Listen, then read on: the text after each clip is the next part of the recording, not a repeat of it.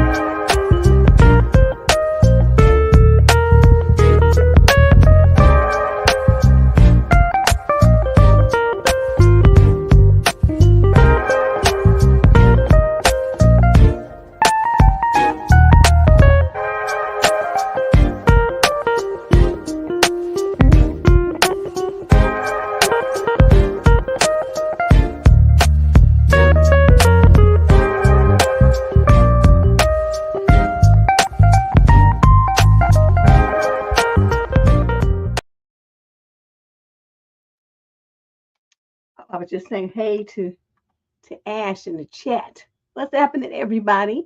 Good to see you. Today is our second show in a row. And today we're going to do where you can call in and get your question answered, or you can type it in on the chat stream if you decide that you want to call in because your question is too long, or you think I might have like a follow-up question or two. This is the link. Oops, where did you paste the thing? Here it is, right here.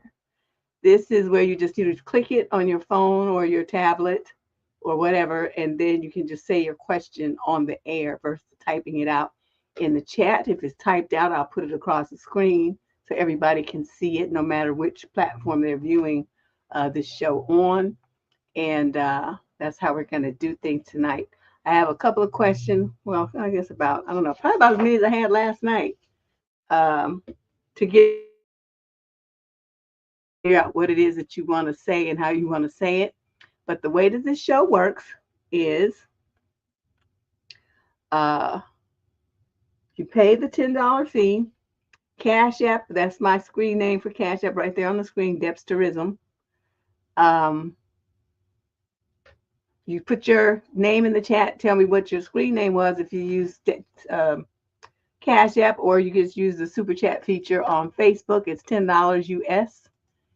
And then either I or Shay, I guess she's here. I don't know if she's here. We'll acknowledge you, and then I'll put your question across the screen, and then we'll answer it. Okay, so that's how it works. You can either, like I said, type it in the chat, or you can click the link and say your question out loud. You will not appear on camera. Your face will not be shown. It's just voice only. Okay, and then you ask your question, and I answer it. I have my headphones here for someone who might do that. I'll plug them in and so I can hear what you're talking about. But other than that, I'll just leave them off. All right, so you guys ready? Let's get started. If nobody, and this happens sometimes, nobody has a question. They just listen to the questions that are already submitted. So then we out of here pretty quick. But I did promise to try to do it once a month, so we're trying to make good on it every now and then. Hold on a second. Let me have some tea.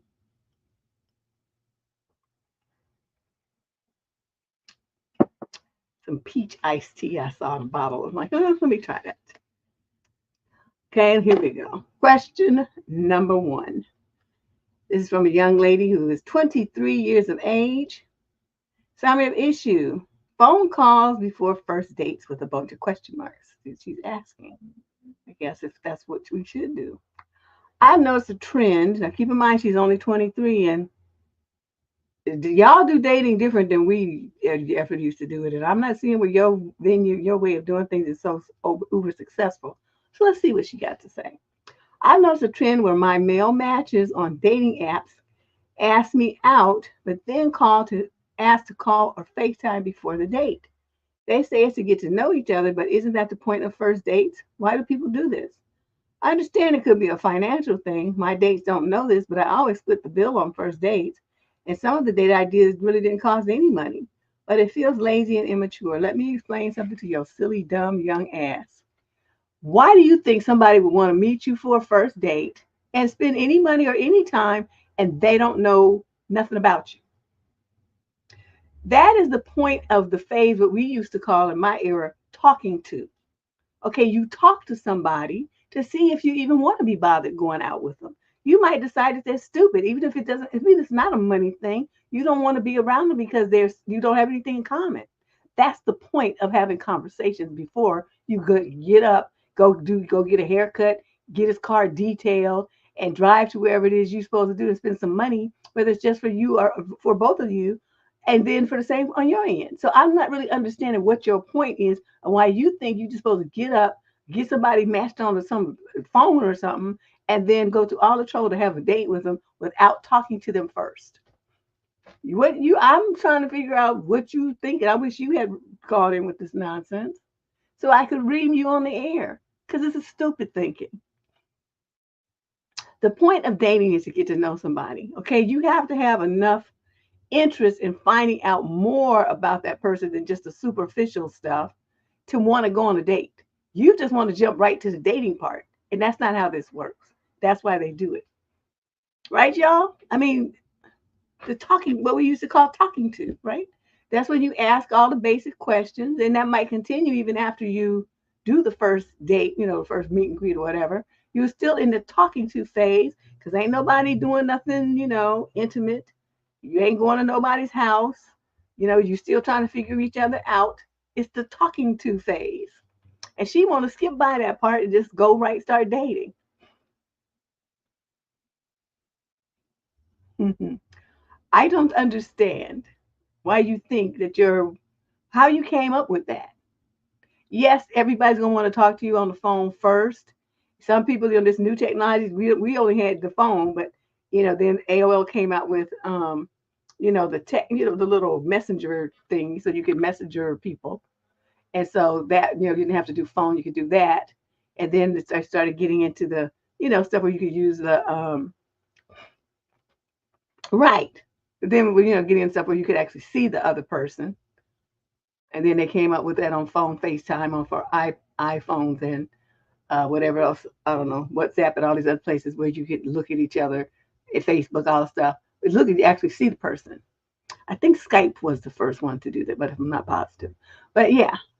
So I'm trying to figure out why you think you're supposed to skip that step and jump right into dating. Don't you understand how awkward that would be if you get on the date and you don't really know anything about the person, and then while you're on the date you find out something that's really just raggedy. Now you're in this situation where you have to try to figure out how to negotiate your way out of this situation and go home and never speak to this clown again, where you could have figured out that he or she was stupid on the phone call and then said, oh, we're not going to really go.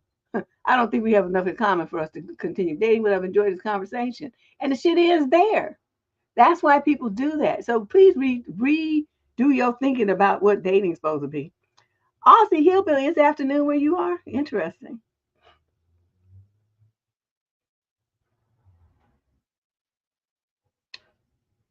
Yeah, I don't understand her logic.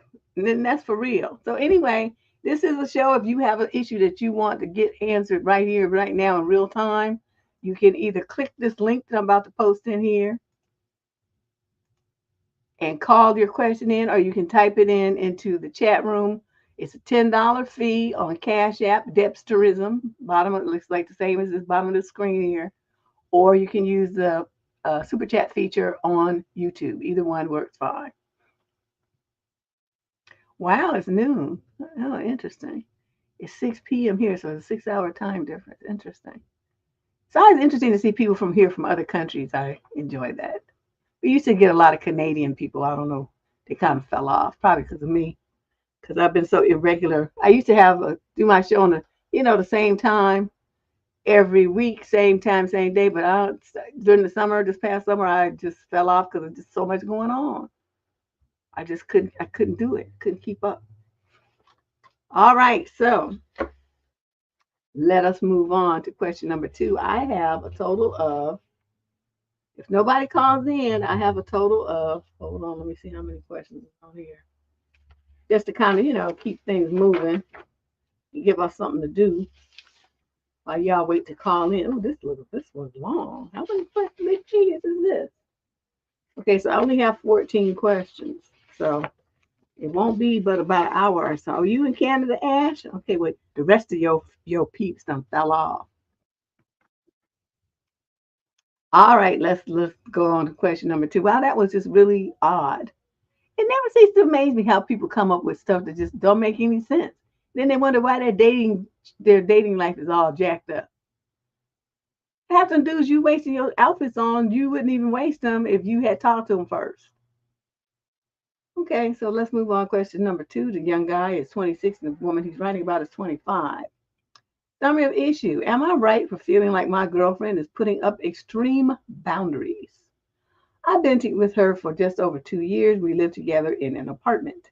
We do love each other very much and are extremely committed to one another.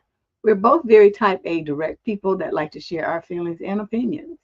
Sometimes this can get a bit messy and cause some bad arguments. We are both very sensitive and get our feelings hurt in the mix. We are aware and working on it. Okay, so y'all are trying to be hardcore, but you're sitting up there being sensitive. That doesn't even make sense. My girlfriend is very direct and almost authoritative at times, and it really has caused some resentment on my part.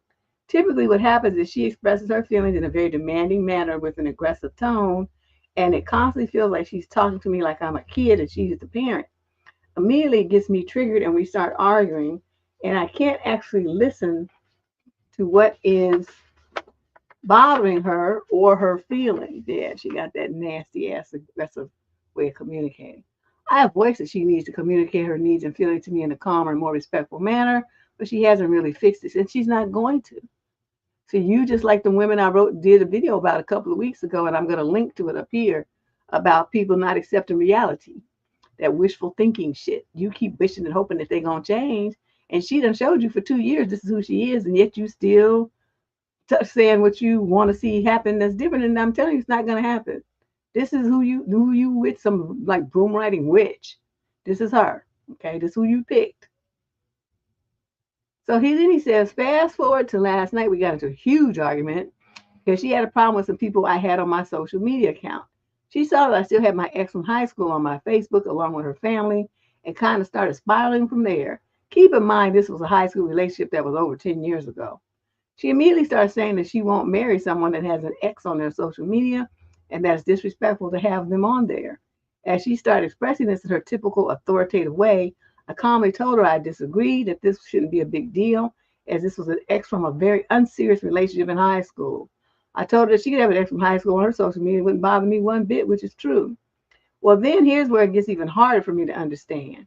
She then proceeds to say that I have too many, quote, questionable people on my Snapchat, and it's also disrespectful that I have them on there.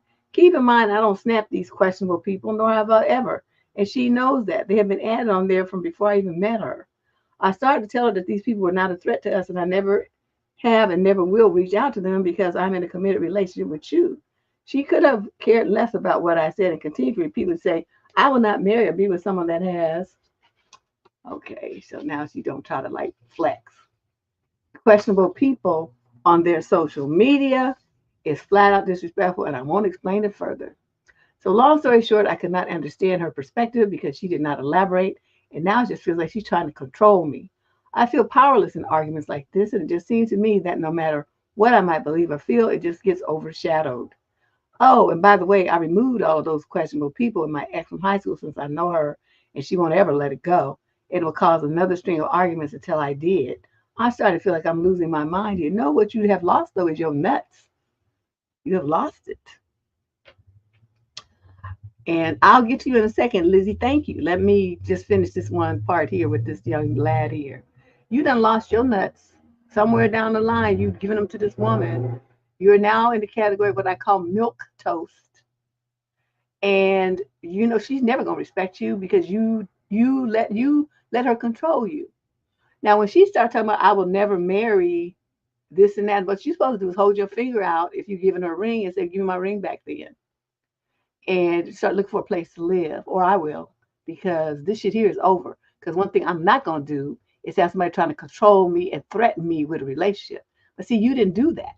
So you didn't show no kind of cojones, no kind of masculinity, no kind of strength. just cowardice and just bowed down to what she was talking about, where you're supposed to stand up to her and check her ass. I'm not saying you have to call her B's and H's and all that kind of stuff. Notice I did not say that. What I did, you called her bluff. She said, I will not marry you. You're supposed to say, fine. Now, what makes you think somebody want to marry somebody who's trying to control them all the damn time?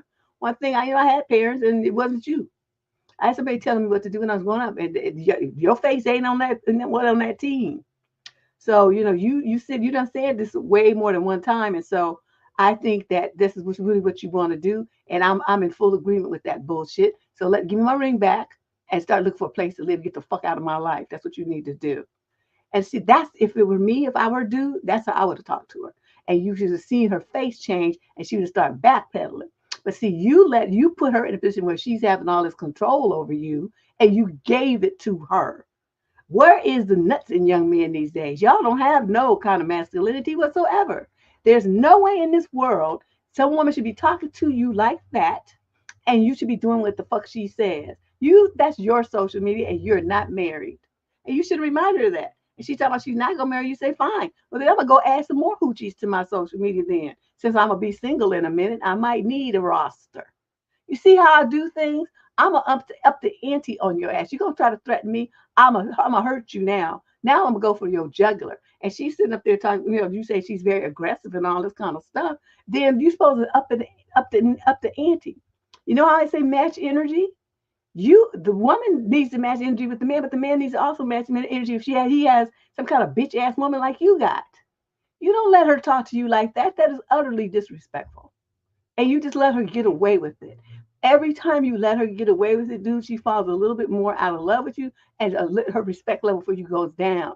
So this is not going to work in your favor. When you thinking you pleasing her and stuff, it's not going to work in your favor. You need to stand up to her and tell her no. Tell her sit her ass down. Tell her shut the fuck up. Stuff like that. So you don't be talking to me like that. You done lost your damn mind. It's things like that. But you're not doing any of those things. And so she just like things. She running stuff.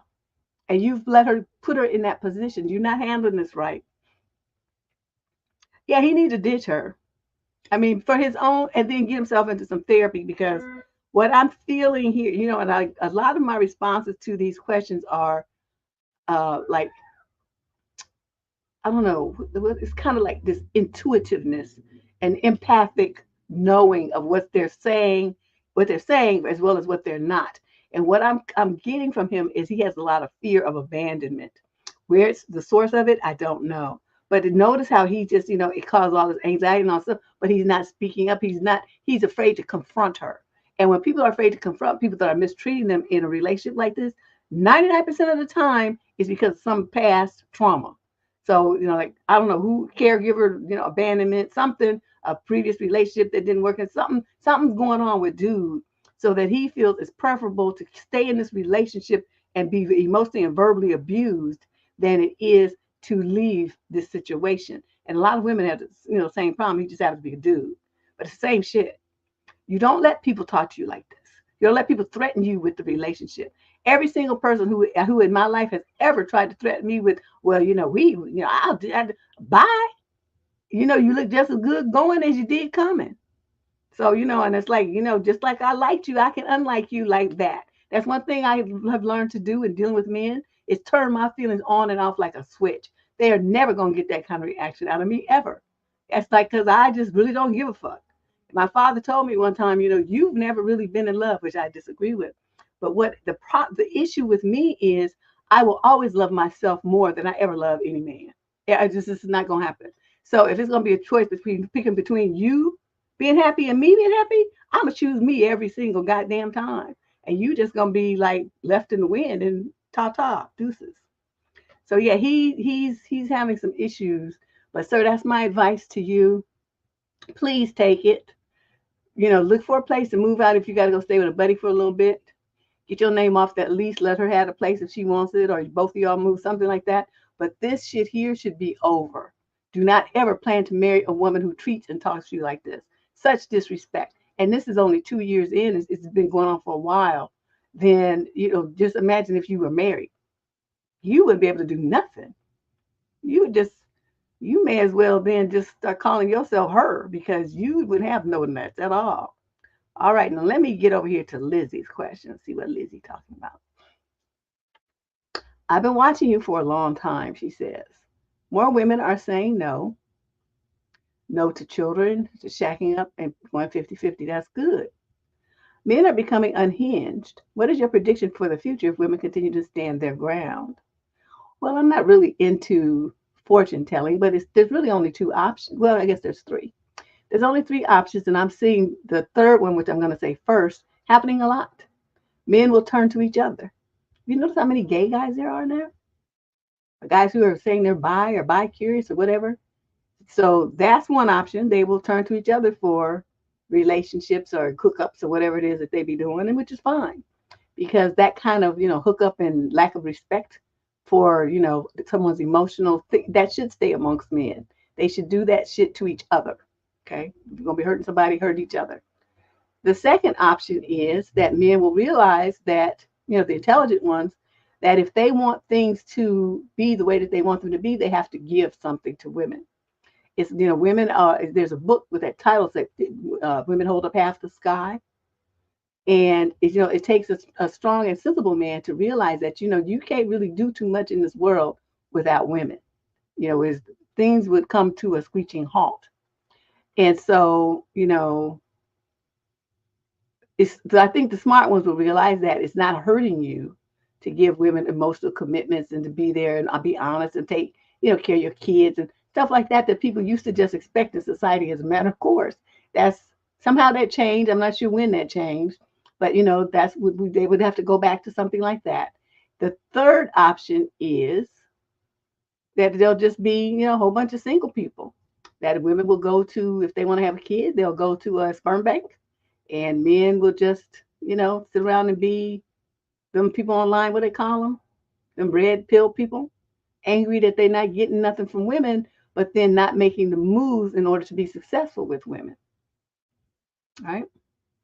But women are, because men have been spoiled to think that they don't have to do anything, they don't have to perform, they don't have to meet women's standards or needs, and they can still get a woman. So if a man is not picky, he just wants a vajayjay to have less to him. Any woman will do. You know what I mean? He's not looking necessarily for quality and stuff. But there's different kinds of guys, and those ones that I said just now, those are at the bottom. So nobody really wants them anyway. So the good guys are going to realize that I want to have a wife who's solid, who I can be proud of, who can be smart, who's educated, who I can bring around my friends, who I can bring around my family, who can bring around my boss. I want to have a family. I want to, they have like a more sane and stable mindset. Those guys are going to figure out what it is that women feel is missing and why they're making these choices. Because then women are just fed up with men's mistreatment. I mean, just think about the advice columns that I've been doing for the last 30-something years and all the many ways that women accept abusive treatment from men just to be in a relationship. Young women of this generation is like, they ain't about that bullshit. And so they just deuced out on this whole thing. And this is a worldwide movement. Women are not having children and not dating men. They're not getting married to men. They don't want to be bothered. A lot of them are turning gay too. They have always had a lot of rage towards women. That's why they've always had, domestic violence. We wouldn't have had that term and needed domestic violence shelters in the 70s if men didn't have rage towards women. Okay, so that's not anything new, Ash. Don't act like that just started happening last week. That's been in existence since. And what do you think the Salem witch hunts and stuff was about? That was rage against women too. When was that? 1500 and something or whatever? It's always been like that. Men have always been angry and resentful of women's power over them. But what's happening now is women have more options and they don't really have to take that kind of stuff because we have political power and we have freedom. We don't need, women that realize that they don't need men anymore. Men had set up a structure where women did need them for protection and to own property. I mean, basically just to live because women had no rights. And so they were treated like property, like a cow, right? They just went from their father's control to the husband's control. They didn't really get to do much on their own, but them days is over. And so, when women have the ability to choose a man, if you don't meet her standards, my brothers, she's not going to pick you. And That's just the way it is. I don't know what else to tell you. So in summary, though, Lizzie, it can only go, like I said, one of those three ways. Either they're going to stay in their garages with continue to be red pills and be mad. They're going to turn gay, or they're going to get their shit together. And, all these men who are going around giving lessons to other guys about how to play women and stuff will change their agenda. And because a lot of dudes really do want to they want to be a husband and a father, and they want to, have a nice relationship, and integrate all of that into their family. A lot of guys really do want that. So what these guys who are online should do, I mean, you're charging these dudes for these seminars and workshops and teaching them stupid shit. That's the opposite of that. It's not helping them get the love and commitment and stuff that they want. Instead, change your curriculum to be like, okay, if you want to be a proper husband and father, come and take this course. You may have grew up without your father. You didn't really have any male guidance. We have some mature married men here who are like pillars in their community. They're going to teach you younger guys how to set yourselves up for success with women and to get the wife and family that you've always wanted. That's going to make your heart happy long into your senior years, so you don't die by yourself in an old folks home. Okay.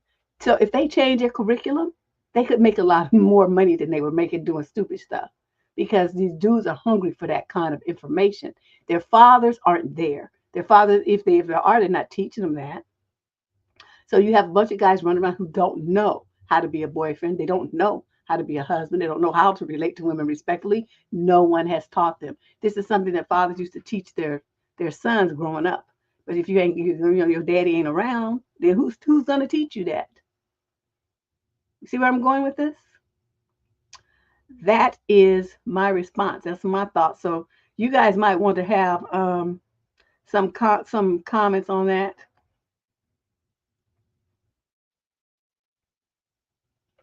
Okay, let's see what she said. Yeah, well, that's because a lot of women are stupid. But like that's what I'm saying. There's like highs and low levels of equality amongst men, and the same amongst women. So you got a low, what they call them, low hanging fruit, low. There's a term for it. Um, Low value. That's the term. So you got a man who's low value, and he goes and picks a woman who's low value. But that's a match set. They're gonna do a whole bunch of stupid stuff together because they dumb, and that's just this way it is. So to say that he has a woman who had a baby for him, well, she's stupid, and so is he for even doing something like that. Now what about the kid? Neither one of them are thinking about the child. They're thinking about, I don't know what they be thinking about. Hey, Latrice. So, like I said, there's going to be high level men, what they call high value. I mean, I don't necessarily agree with that concept, but I'm just, for the purposes of this conversation, people who make stupid choices, who live a stupid lifestyle, who don't really seem to have, boundaries and self-esteem and stuff like that. Those people do stupid things. They do stupid, that people that have higher standards look at me like, well, why you do that? And so, so just for the sake of this conversation, we're going to have high and low value. Okay. And so if a low value couple get together and do some low value shit, well then, and then they're gonna have a whole bunch of low value children who's gonna grow up and do low value things because that's all they know. You see what's going to be just like a cycle of nonsense. But that could be arrested if, like I said, these guys who are doing these pickup artist courses change their tactics, change your curriculum, do something so that you teach these young guys who are hungry for a girlfriend, for a proper, for love and for respect and stuff. Teach them how to get that from women, how to behave and talk to women so that they get that kind of a adoration, that respect, that kind of commitment from a woman. They'll be a lot happier, and so will you. Yeah, that's what I'm saying. Sliver, but see, those are low value men. Those are low value men that want to try to bring down a woman who's high value out of their league to their level. And when a woman lowers herself, her standards, her boundaries, and her needs, gives them up and sacrifices herself so she can have a man, then she has slipped off her pedestal and put herself down in the hood rat ghetto camp with some trash man. So that's, there's a video on the channel. I'm going to be linking to the videos. I go back into this. That's making myself notes now. The Queen's Guide to Handling Men Like a Boss. I'm going to put a link right up here after this show. And every woman who doesn't understand what I'm talking about, I want you to watch that video because you got to go through life with your head held high and able to look yourself in the eyes every morning about the choices that you make. And if you making stupid ones that makes you hang your head in shame and embarrassment, and you just feel like, oh my God, I'm just stupid. I'm nothing. You give yourself that kind of message because of the choices that you've been making. It's time to turn your shit around. You need to listen to that video and get a clue. Yeah. Queen's Guide to Handling Men Like a Boss. I was inspired one day and I said, oh, I need to do this. Well, see, Lizzie, now your problem is that you went on Clubhouse. Mm-hmm. That is a pit of ignorance. I was on there for about 6 months. Actually, this guy gave me an old iPad just so I could do it because at the time you couldn't even get on with Androids yet. They since changed that, but at the time it was only for Apple. So this guy had an old iPad he wasn't using. He gave it to me so I could get on Clubhouse. I set my little account, so I was trying to do some stuff over there, and I noted the level of ignorance amongst the men and the women. I was like, I can't do this. The account might still be open, but I don't remember the password. I just stopped going on there. I can't even giggle at it because it's just sad that there's just so many young people running around here, and a lot of them have kids.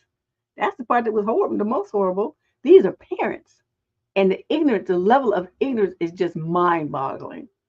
They do have some really good stuff on there. I did listen to one show about something about emotional intelligence and business choice. Something. It was pretty interesting. So that was really good. But when you go into the I hate to say it, you go in there where the black folks are,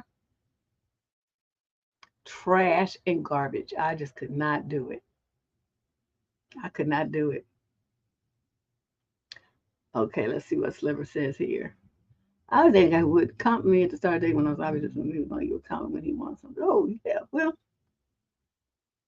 yeah.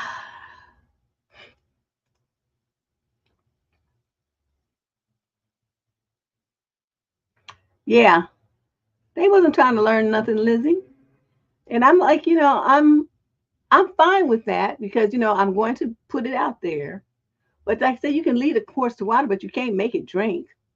And they didn't want to drink. So I ran into that a couple of different times. Sometimes I was just listening. I didn't even really log in. I guess I showed in the audience, maybe. I'm not really sure how that worked. But I didn't try to speak or anything. I was just listening. And in different shows, I would hop around, listening for 10 minutes here, 10 minutes there.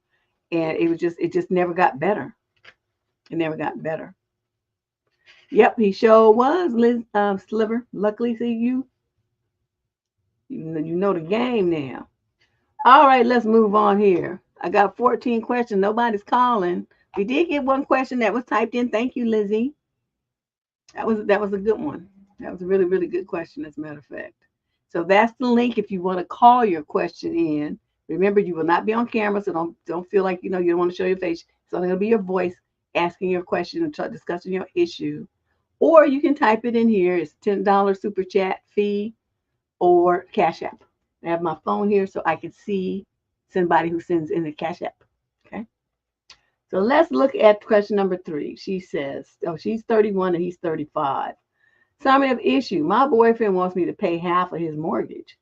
I bet he does. Let me drink some of my tea because I know this is getting ready to be some stupidity.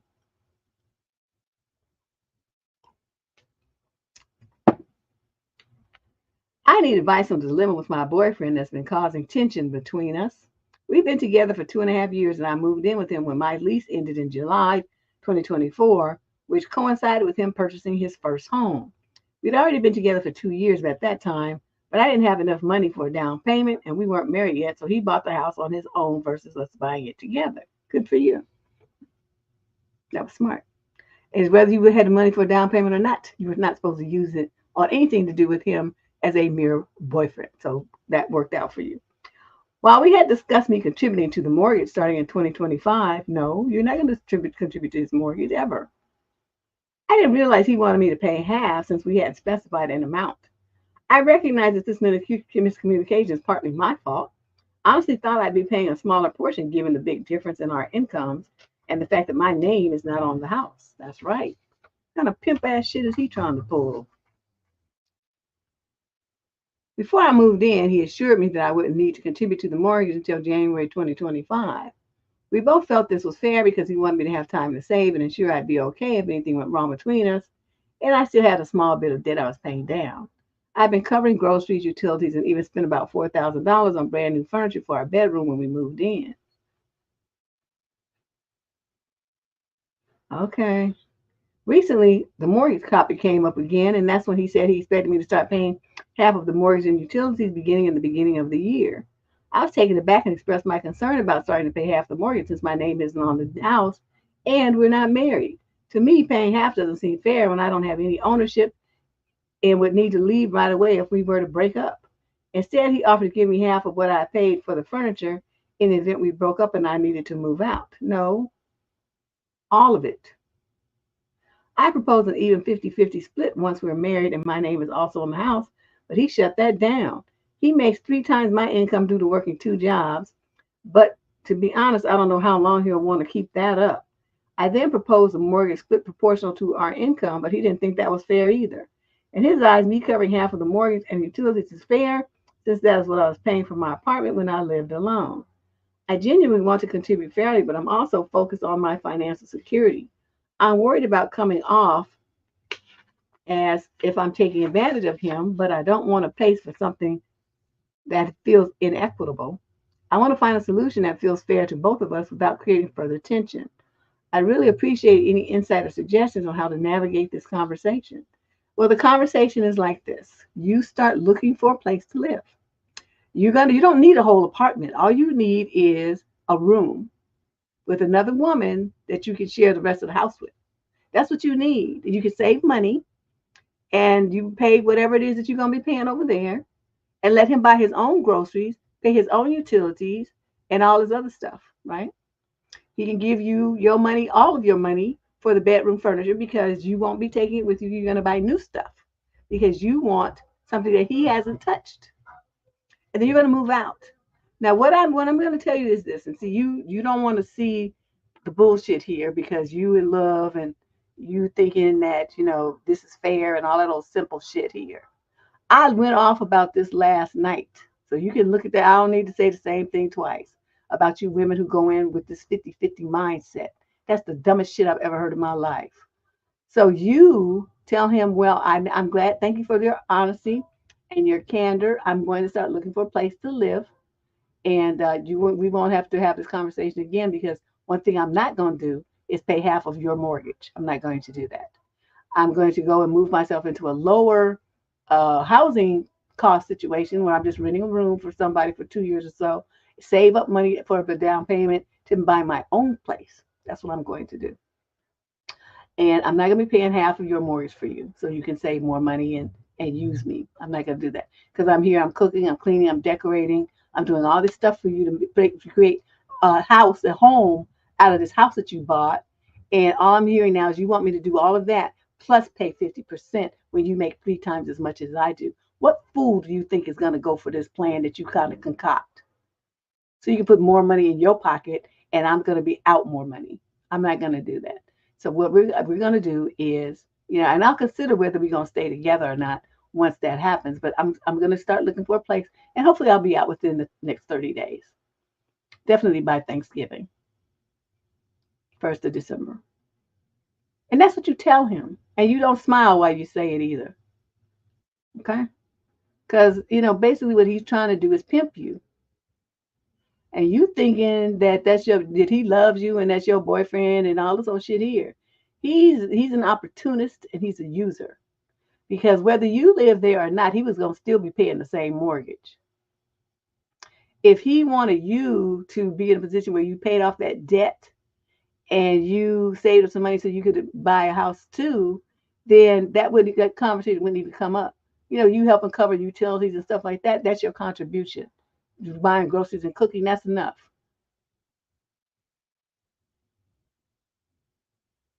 And he should be paying half of that as well because he sure is eating up half the food and burning half the lights, burning up the TV and the internet and all this stuff. He's using as much of those resources as you are. He should be paying half of those things. Now, if you want to buy the groceries, that's fine. You know what I mean? I mean, I guess it's no big deal because you would be paying something no matter where you lived. But the rent, I mean the mortgage, that's his name, that's his house, that's his problem. Until you don't pay nothing on his mortgage, not one red cent do you pay on his mortgage, and you don't want your name on his house. You want to get away from him. And I'm saying this because, again, I'm going to link to this video about when women keep wishing and hoping that men change. He's showing you who he is right here as a selfish prick. He's thinking about himself. He's not thinking about helping you come up, about helping you position yourself so you have a house too. So you guys are like a power couple with equal, financial standing. He's not thinking about you 1 cent. He's thinking about himself and how he can use you so he can have more money in his pocket with this 3 times your income self. You're not looking at this with proper eyes, my late young friend here. There's no way. By the time he said that shit to me, well, I mean, yeah, you want it, but see, Tracy, if okay, it depends on what her goal is. If your goal is to have your privacy and this and that stuff, then yeah, you would want your own place.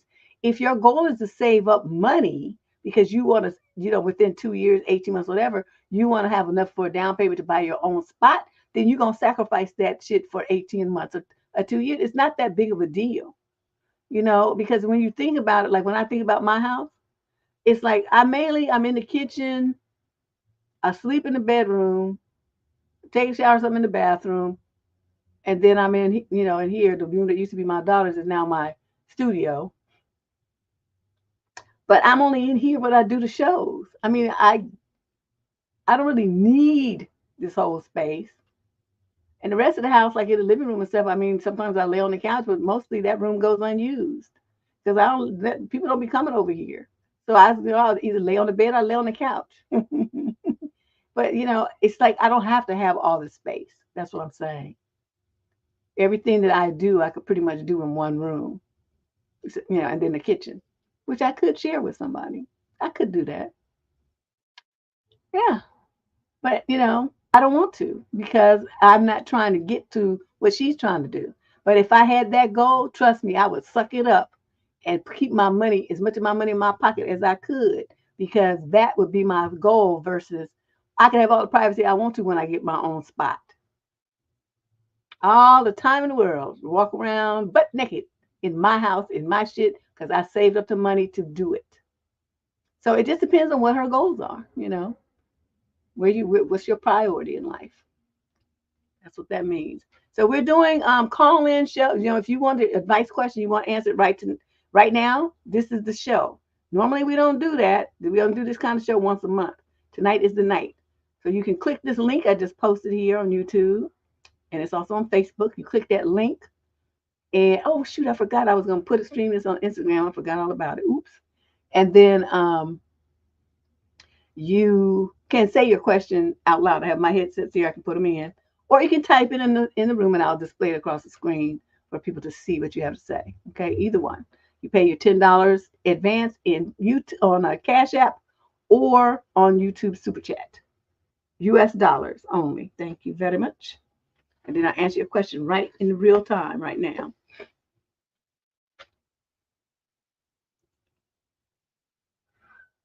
Oops. Oh well, Sliver. I mean, it's a slump summer fling. I'm sure you wasn't in love or nothing. So it was fine. You know, it is what it is. Question number 4. The young lady in question, who's the author of the letter, is 25. She's writing about another female who's 23 and another male who's also 25. Okay.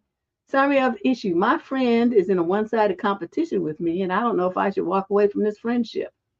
I've had this feeling for a couple of days now. Something's telling me that my friend might be in a secret competition with me for the attention of our mutual guy friend.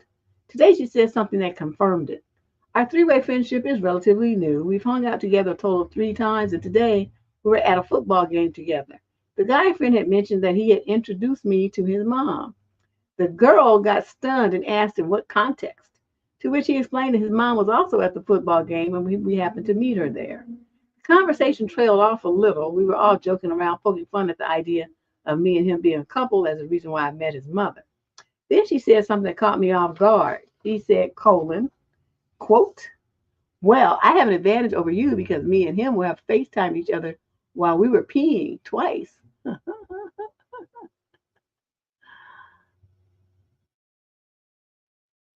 Okay. I didn't react because in my head I was thinking, why would that be an advantage? An advantage for what? Why would you even mention that story? Why are you FaceTiming someone while you're peeing? Women do that in the bathroom. They be, I don't know about FaceTime, but they be on the phone. To me, that's gross. Don't you go in the public restrooms and stuff and these women be talking on the phone while they're peeing? I don't get that, and that's nasty. By the way, if you do that shit, hang up the phone and put your phone in your pocket or something. All that bacteria that's floating around in toilets, and you on the phone and stuff and touching shit, and then you touching your phone, you nasty heifer. That's just disgusting. You think about the shit that's crawling around on your telephone while you touching on doorknobs and all that stuff. Oh, thank you, Sliver. There's more. Here I come. Sliver, no, it's my girl. She knows what's it. How the way to my heart is not through my stomach, it's through my liquor. Okay, that's too funny. That's just nasty, but that's what I do. A lot of women, they be talking on the phone. You think they talking to you, and then they be talking on the phone in the toilet stall. That's nasty. And stop doing that shit. It's disgusting. Plus, the person on the other end of the phone, who is you think they want to hear all of that? Hearing people farting and shit. Oh my god! Can you not? Like, I would lose my mind if one of my friends did that. Okay, so I was so confused. It made me wonder if she was keeping an imaginary score in her head. The last time we hung out, the three of us, I was initially supposed to be a girls' night with just me and her, but she ended up inviting the guy to come too. I was a little upset because at first she bailed on our plans, and then once she invited him, then she invited me. I felt like an afterthought. I got to her place first and had to go through her balcony, and she lives on the ground level because she wasn't picking up the phone to let me in. Once I got there, she changed outfits 3 times, worried about how she would look in front of this guy. She kept asking if he was here because I told her he had texted me for the apartment number so she could keep an ear out for when it rings. And once she heard the doorbell ring, she went to get him immediately while I waited for her for 10 minutes until I took it upon myself to go through her balcony. I wanted to be friends with her at first because she seemed nice, quirky, and free spirited, but I'm realizing that she might be too male centered for me, and it makes me feel secondary. I'm not the type of girl to compete for male attention, and I feel like this friendship with the three of us will be chaotic if she's in secret competition with me for our guy friend. Should I end the friendship without saying something? If I do say something, what should I say? Should I wait and see how things play out? Usually my intuition and discernment are accurate, so I kind of know how it will end. Or should I simply distance myself from the group as a whole? The guy hasn't done anything in particular, but I feel that as a guy, if he notices this one-sided competition, he might feel the need to instigate more competition just to satiate his ego. Well, that's true. But I would hope that you wouldn't be friends with somebody who's that stupid. Okay. So since this is new, you said you guys want to hang out 3 times. I mean, and she's setting the pace and letting you see how she is right now. You know what I would do? I would talk to the dude and I'd be like, I'm going to stop picking. I'm going to stop hanging out with when it's the three of us because I'm getting this is just not really working for me. And then tell him what she did and what she said. And so he can, let him know that that's the reason why you're going to be distancing yourself and that you hope that the two of them have fun. And if it's just going to be the two of you hanging out, you can do that. But this threesome thing, this ain't working. Now, why would I do it that way? Because number one, it's a test for him. Okay. Now, the thing that's the open question here is what his mother said about you when she met you. Now, you may think that's no big deal because y'all met all casual and stuff like that. Trust me, his mother said something. Now, whether it was good, bad, or neutral, don't matter. Something was said about the girl that he introduced her to. That's just how mothers work. Oh, they're going to ask questions and they're going to make a comment. Okay, now, not knowing that information, it leaves you in a very vulnerable position. Well, not vulnerable like it's going to hurt you or anything, but, a questionable position because you don't know where his head is. And since the fact you guys only met 3 times, it's really neutral. You're not really invested in this emotionally. And so I would tell him what it is and how you're uncomfortable with it. And you don't really want to make any waves. And, if he wants to be with her and she wants to be with him, that you will step away because, you're not trying to be nobody's third wheel. And phrase it like that. Put the ball in his court and see how he handles it. That's what I would do. That's what I would do. Why would I do it that way? Because I would want him to be, number one, fully aware of what's happening.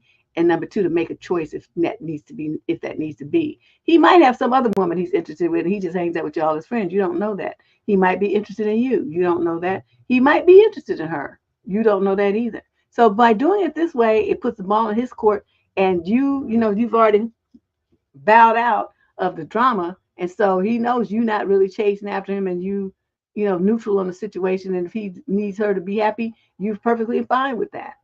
That leaves him free to choose. He's not gonna feel any pressure from your side. And then just step back and see what happens. That's what I would do. Because I'm not gonna put myself in no shit and with nobody. And then with her, I would be like, you've been acting really like hella weird, and I'm thinking that what I hoped was gonna be a friendship between us is not really gonna happen because you're in some kind of weird competition with me over, let's say, Roger. With thinking that somebody wants that boy or something. I already told him if he wants to be with you that I'll happily bow out because I'm not trying to be a third wheel. So I already told him that. So y'all do whatever y'all do and just keep me out of it. The reason why you would do it that way with her is because you want her to know that you, number one, recognize what she's doing, and number two, ain't gonna play that game with her, and number three, that you told Roger that if he wants her, he can have her. Now that's going to eliminate that need for her to feel like she's competing with you because you've already given permission for him to go over there if that's what he wants to do. So she's going to know now if he doesn't want to be with her and he chooses to be with you or somebody else, it's not, you have no influence on it because you've already deuced out of that situation. So she can't be mad at you. You see why you got to do, this is the kind of wisdom that comes when you old. You can strategize on shit like instantly on how you're going to play people around you and pit them against each other. And they're not even going to know what happened. And you're going to just be sitting there with your legs crossed with your popcorn and tea watching the game unfold. Shay! What's up, girl? Yeah, that's how you have to do things like this. Okay, because I want you to come out unscathed and looking like a rose. So nobody going to be mad at you. Nobody. Nobody going to be looking at you sideways because you handle everything and everybody. Okay? That would be my advice. The one thing I'm good at is coming up with some schemes. I'll come up with some scheme in a minute. Yeah, Lizzie had a good question too, Shay. You missed it. And then Sliver gave me some Bevmo money, which I'm going to be using immediately tomorrow. This is too funny. Yeah, that was a good question. Okay, let's move on. I only got 14 questions, so y'all got questions. What people typically trying to do is wait till the last damn minute, and then y'all want to like everybody ask the question at the same time. Please don't do that. If you have a question and you want to get an answer to it, like you got an issue coming up tomorrow, Saturday night, something going on this weekend, and you need some advice, this is the time to do it. That's why I do the show on Thursdays, because before the weekend, when a lot of people have dates and they, may run into some drama, that link that you see in the chat, that StreamYard link, click it, and then I can see you calling in, and I can put you on the air. You're only going to be voice. You're not going to show your face. Through my liver. Yeah, not through my stomach. You funny. This is too funny. Y'all are killing me. So let's move on. Question number 5 of 14. 14. This guy's 47, and the woman he's writing about is also 47. Okay. Y'all too old to be writing an advice question. My girlfriend keeps making plans without asking me. Didn't we have some question yesterday where somebody was mad because some dude went to a strip club and he didn't ask her? What is with this asking people stuff? I've been seeing my girlfriend for about a year. I'm totally in love. I give her my all, 100%. And I know she feels the same way. We have not lived together yet. I was planning on moving in with her before the end of this year, but now I'm not sure if this is the right decision. A couple of recent events have made me question her commitment to me. I have a child from a previous relationship that I have every second weekend. During the recent school holidays, I was planning on taking my daughter to the Melbourne Aquarium to see Pesto the penguin. Oh, so he must be in Australia. The day before I planned to go, I messaged Lisa to ask her to come too, and she informed me that she had seen Pesto the day before with her friends and then said, have fun. Pesto is so cute. Your daughter will love him. As if it was no big deal that she had not said anything to me earlier about her plans. The other weekend, my parents were having a barbecue get-together to watch the Bratwurst 1000. What the hell is that? I tried to reach out to her, invite her, but she responded, busy, call you back later. I then checked her social media and discovered that she had gone to Bathurst for the race. She was posting lots of pics and videos of her being there. Not once did she mention this to me prior to going there. I asked her about this when she got back, and she said that I should have guessed she was going because she has been going every year for longer than we have known each other. She acts like it's no big deal that she never tells me about her plans. And now I was planning to ask her to catch up this weekend, but I checked her Facebook and she has made a post about how she's looking forward to an event this weekend. She has never mentioned this to me. How do I speak to her about including me in her plans if we are a couple? First of all, you should read the room. Read the room. Okay, what this woman is telling you by her actions is she ain't trying to hang out with you and your kid and you and your family. She's not trying to do that. She don't mind hanging out with just you and her, but she's not trying to be a part of your social circle like that. Okay, that's what I'm noticing the trend here. Every time it's gonna be you and the kid or you and your family, she deuces out. That is a sign. So no, you're not gonna move in with her. You're gonna stay right where you are. I know. Just like, well, he's that kind of couple that wants to do stuff together. You know what I mean? I mean, there's nothing wrong with that because I mean, it's not like they're asking her to do freak shit or anything. He just she wants to be more independent and continue having her friends and social life and stuff besides in addition to the relationship with him, whereas he sees her as an integral part of his life, and his relationship with her is it's central to him, whereas with her her relationship with him is like peripheral. So it's not to say that she doesn't like him and is not respecting him and all that kind of stuff. They just have different ways of living, and he's not really understanding that. He's like, he wants to be together with her to do all the stuff together. And she's like, no, go spend time with your family, spend time with your kids, and I'm gonna be over here with my friends doing me. So, they're neither one of them is wrong, but what it is a sign that they don't have the same relationship goals, which is ultimately going to break them up.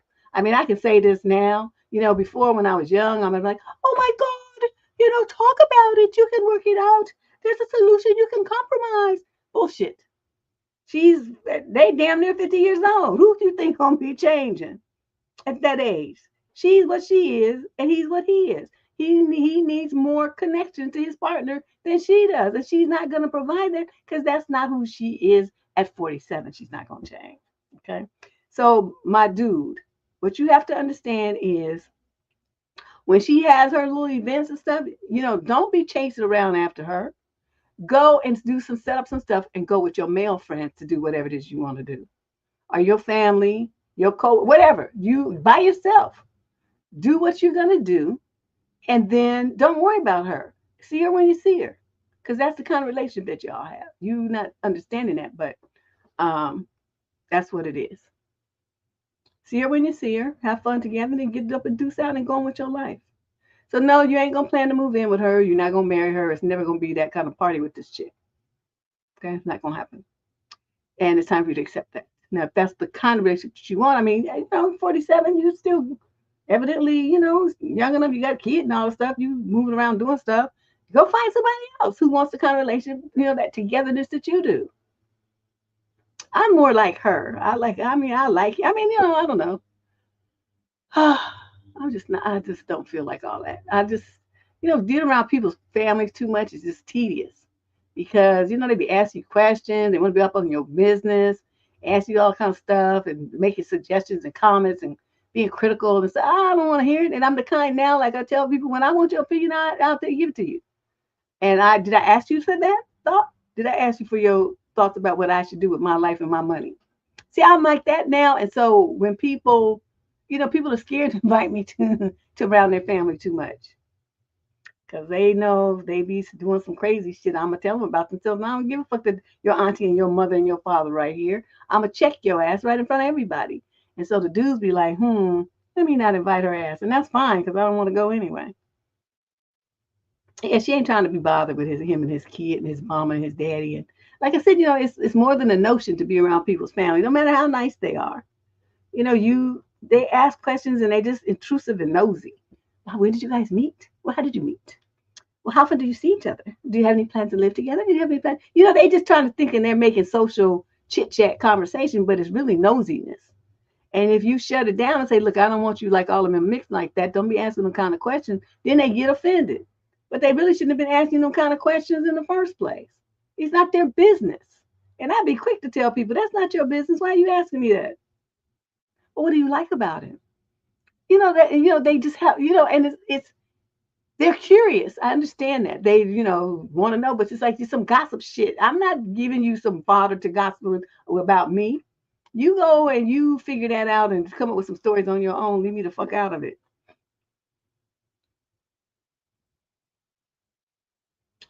Yeah, she just don't. She ain't about that life, and it's not a problem. Like I said, it's not. They're just two different. They have different relationship visions. That's all it is. Neither one of them is wrong in my book. They just need to find people that are, compatible with what they're trying to do. That's all. That's it. It's no biggie. Anybody got a question? I'm still here looking. I'm like, y'all be wanting to. That's why I started doing this show. Everybody's like, oh, we need some shows where you answer a question on the spot. So I started doing that earlier this year. Once a month, I do it. And this is the night. $10. Get your question answered right here, right now. But if not, I'm gonna just continue on with these questions until I run out. That was pretty interesting. Let's move on. Question number 6. This guy's 37. The female, he put 28 with a question mark. Okay, so that means you don't really know how old she is. Suburb issue. My neighbor won't stop holding her yoga classes in my backyard. You must have those kind of backyards they have in the South where there's no fence. It's just like grass. And everybody knows where their property line ends. I hate that kind of shit. So anyway, here he says, so a few months ago, my next door neighbor, let's call her Karen, started teaching yoga classes in her backyard. No big deal, right? Except her backyard has slowly started to spill over into my backyard. At first, it was just a mat or two near the fence, but now her whole group of yogis basically takes over half of my lawn every Saturday morning. Oh, really?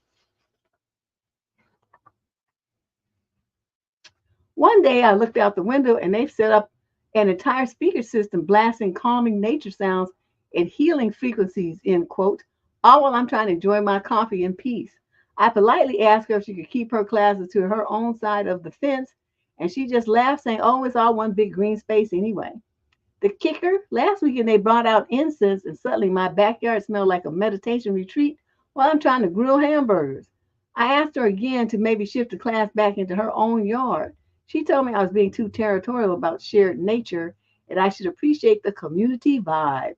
Am I overreacting for wanting to reclaim my own yard, or is Karen taking namaste a bit too far? No, she infringing and just being a bitch. So you know what you do? I'm going to tell you what my daddy did, okay, because we had a place up at Clear Lake. And it was the same situation and stuff. But later we got some horses, so he had to put up a fence and stuff anyway. But at this time when we first got the spot, there was no fence, and it was that, thing that's just like miles seemed like of long, open space. And then, everybody just had like the little pegs up with the little like plastic, I don't know what they call them, things, ties, so that it kind of demarked, where everybody's property line is, but there was no fencing. Okay, so we had a problem with this guy's kids kept coming over, and my father had a lot of tools and stuff laying around. It's dangerous for your kids to keep coming over here. And so the parents, though, never, stopped the kids from coming. So what my daddy did was got a whole truckload of chicken manure, and he put it had the guy, drive the truck and start slowly dumping it along the fence line between their property and our property. So the kids came over the next time and they went back home smelling like chicken shit. And the mother was livid. Like my kids came home and they tracked chicken shit all through my house. We had to go and get the carpets clean and stuff. My daddy just looked at her and said, well, what was they doing in my yard? And so she just blinked at him and said, they wouldn't have happened if they had stayed on your side of the fence. And so after that, he did that maybe 2 or 3 more times. And then, my mother planted rose bushes and stuff there. And so, that was his reason why he had to have the chicken shit to mix in with the dirt. And so that's what he did. That's how I learned how to be the way that I am. My father was just like a fucking savage. He gave no fucks at all. So her kids went home covered in chicken shit. And that shit was in her tub. It was in her towels, on the carpet, everywhere. It was everywhere. Because, they're kids and they run around like they notice the stink, but They didn't care. And so after that, we didn't have a problem with them no more. So I tell you that story because you can do the same thing. So I don't know what kind of, get you a couple of wheelbarrows full of, cow manure, chicken shit, whatever you're going to get. And all over the side of the yard where they tend to come, you just spread it out, spread it out, spread it out. Now you don't have to suffer a little bit too because it does not smell good. But what it's going to do is she's going to have to go to the other side of her yard fence because she's going to be trying to avoid that funk. Can she say anything about you fertilizing your property for spring growth spring planting? Nope, she can't just say so. She can complain, but you can just look at her. Is that a valid complaint to have against somebody when they're fertilizing their own property for planting seeds in the spring? The answer to that question is no. And I would do that shit until she stopped. And then I would go and put up a fence. Okay. But I mean, fences are expensive and you might not really want to do that, but it's going to be necessary because you're going to have to, get your surveyor out and put up a fence on your property line and then, put your chicken shit down on the regular. Bat guana. Okay, well, we're not trying to go there because I don't, bats and anything from a bat, I'm not trying to do that. But yeah, my dad had like like a dump truck full. I mean, those big dump trucks full because we know that we had like it was 40 acres on the back. I don't really know how much was on the front. It was huge, and we had horses and the whole thing, right? And so he just got the guy to come, and you know how they do it, so it starts slowly trickling down, and the guy's driving real slow, and then the thing was coming. My dad and this other dude, they was like using shovels to spread it out so it's even. They following the truck along, and that shit smelled like hell. I'm gonna tell you that. But it kept them damn kids after they went home and covered everything in their house with chicken shit. Their mother kept them on their side of the fence on the property line. So think of evil things like that. Alternatively, you can decide that on what? Okay, let's say their class starts at 9 o'clock on Saturdays. At 8 o'clock, you could go out there with your water hose, and if you suddenly need to water your lawn, it's just turn your sprinklers on and lay the hose out there or something and make the ground soaking wet. And you do that every Saturday morning. I mean, just like make it muddy. They won't be over there either. So you could like maybe one week do this and the next week do the water. I mean, you can switch it up back and forth. But getting a fence is always a good idea. Yep, that's what my dad. That was his plan. He's like, I'm gonna fuck this bitch up because she was talking to him all kind of crazy. Some crazy white woman.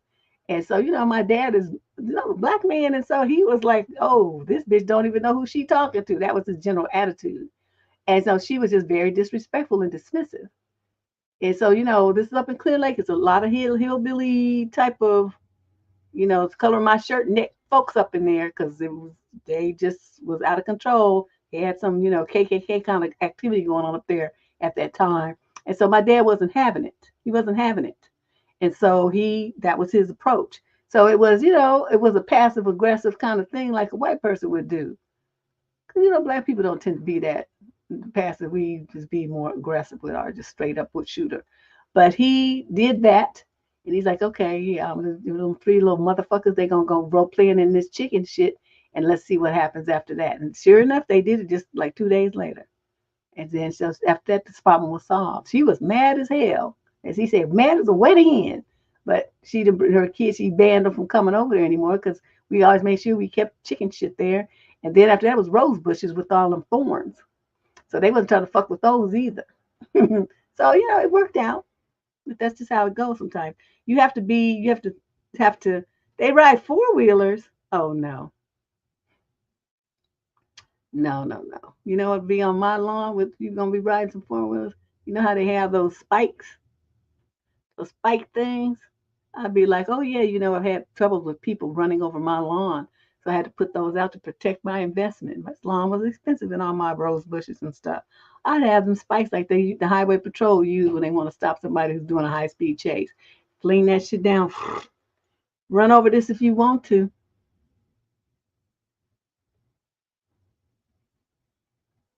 Yes. Yes, let him do that so that when he steps out of his truck, he's going to step right into some chicken shit. And then he's going to track it into his house and track it into his truck. And that funk is going to just be unbelievable. Then after that, he'll stop parking there. So they do that, and they want to do it. So, well, you can still get in. No, you can't. You left like half an inch of space. I shouldn't have to be straining to get into my garage. So yeah, just think, dude, just think of some kind of way that you can fuck them up. Like, I don't know. Those are two things that I could think of. Shortly after that, I don't know, get a bunch of ants and release them because, they help aerate the soil. So, you're going to be planting in the spring. You need that. Ants and earthworms. Just get them. You can buy them on the internet. Dump them out there.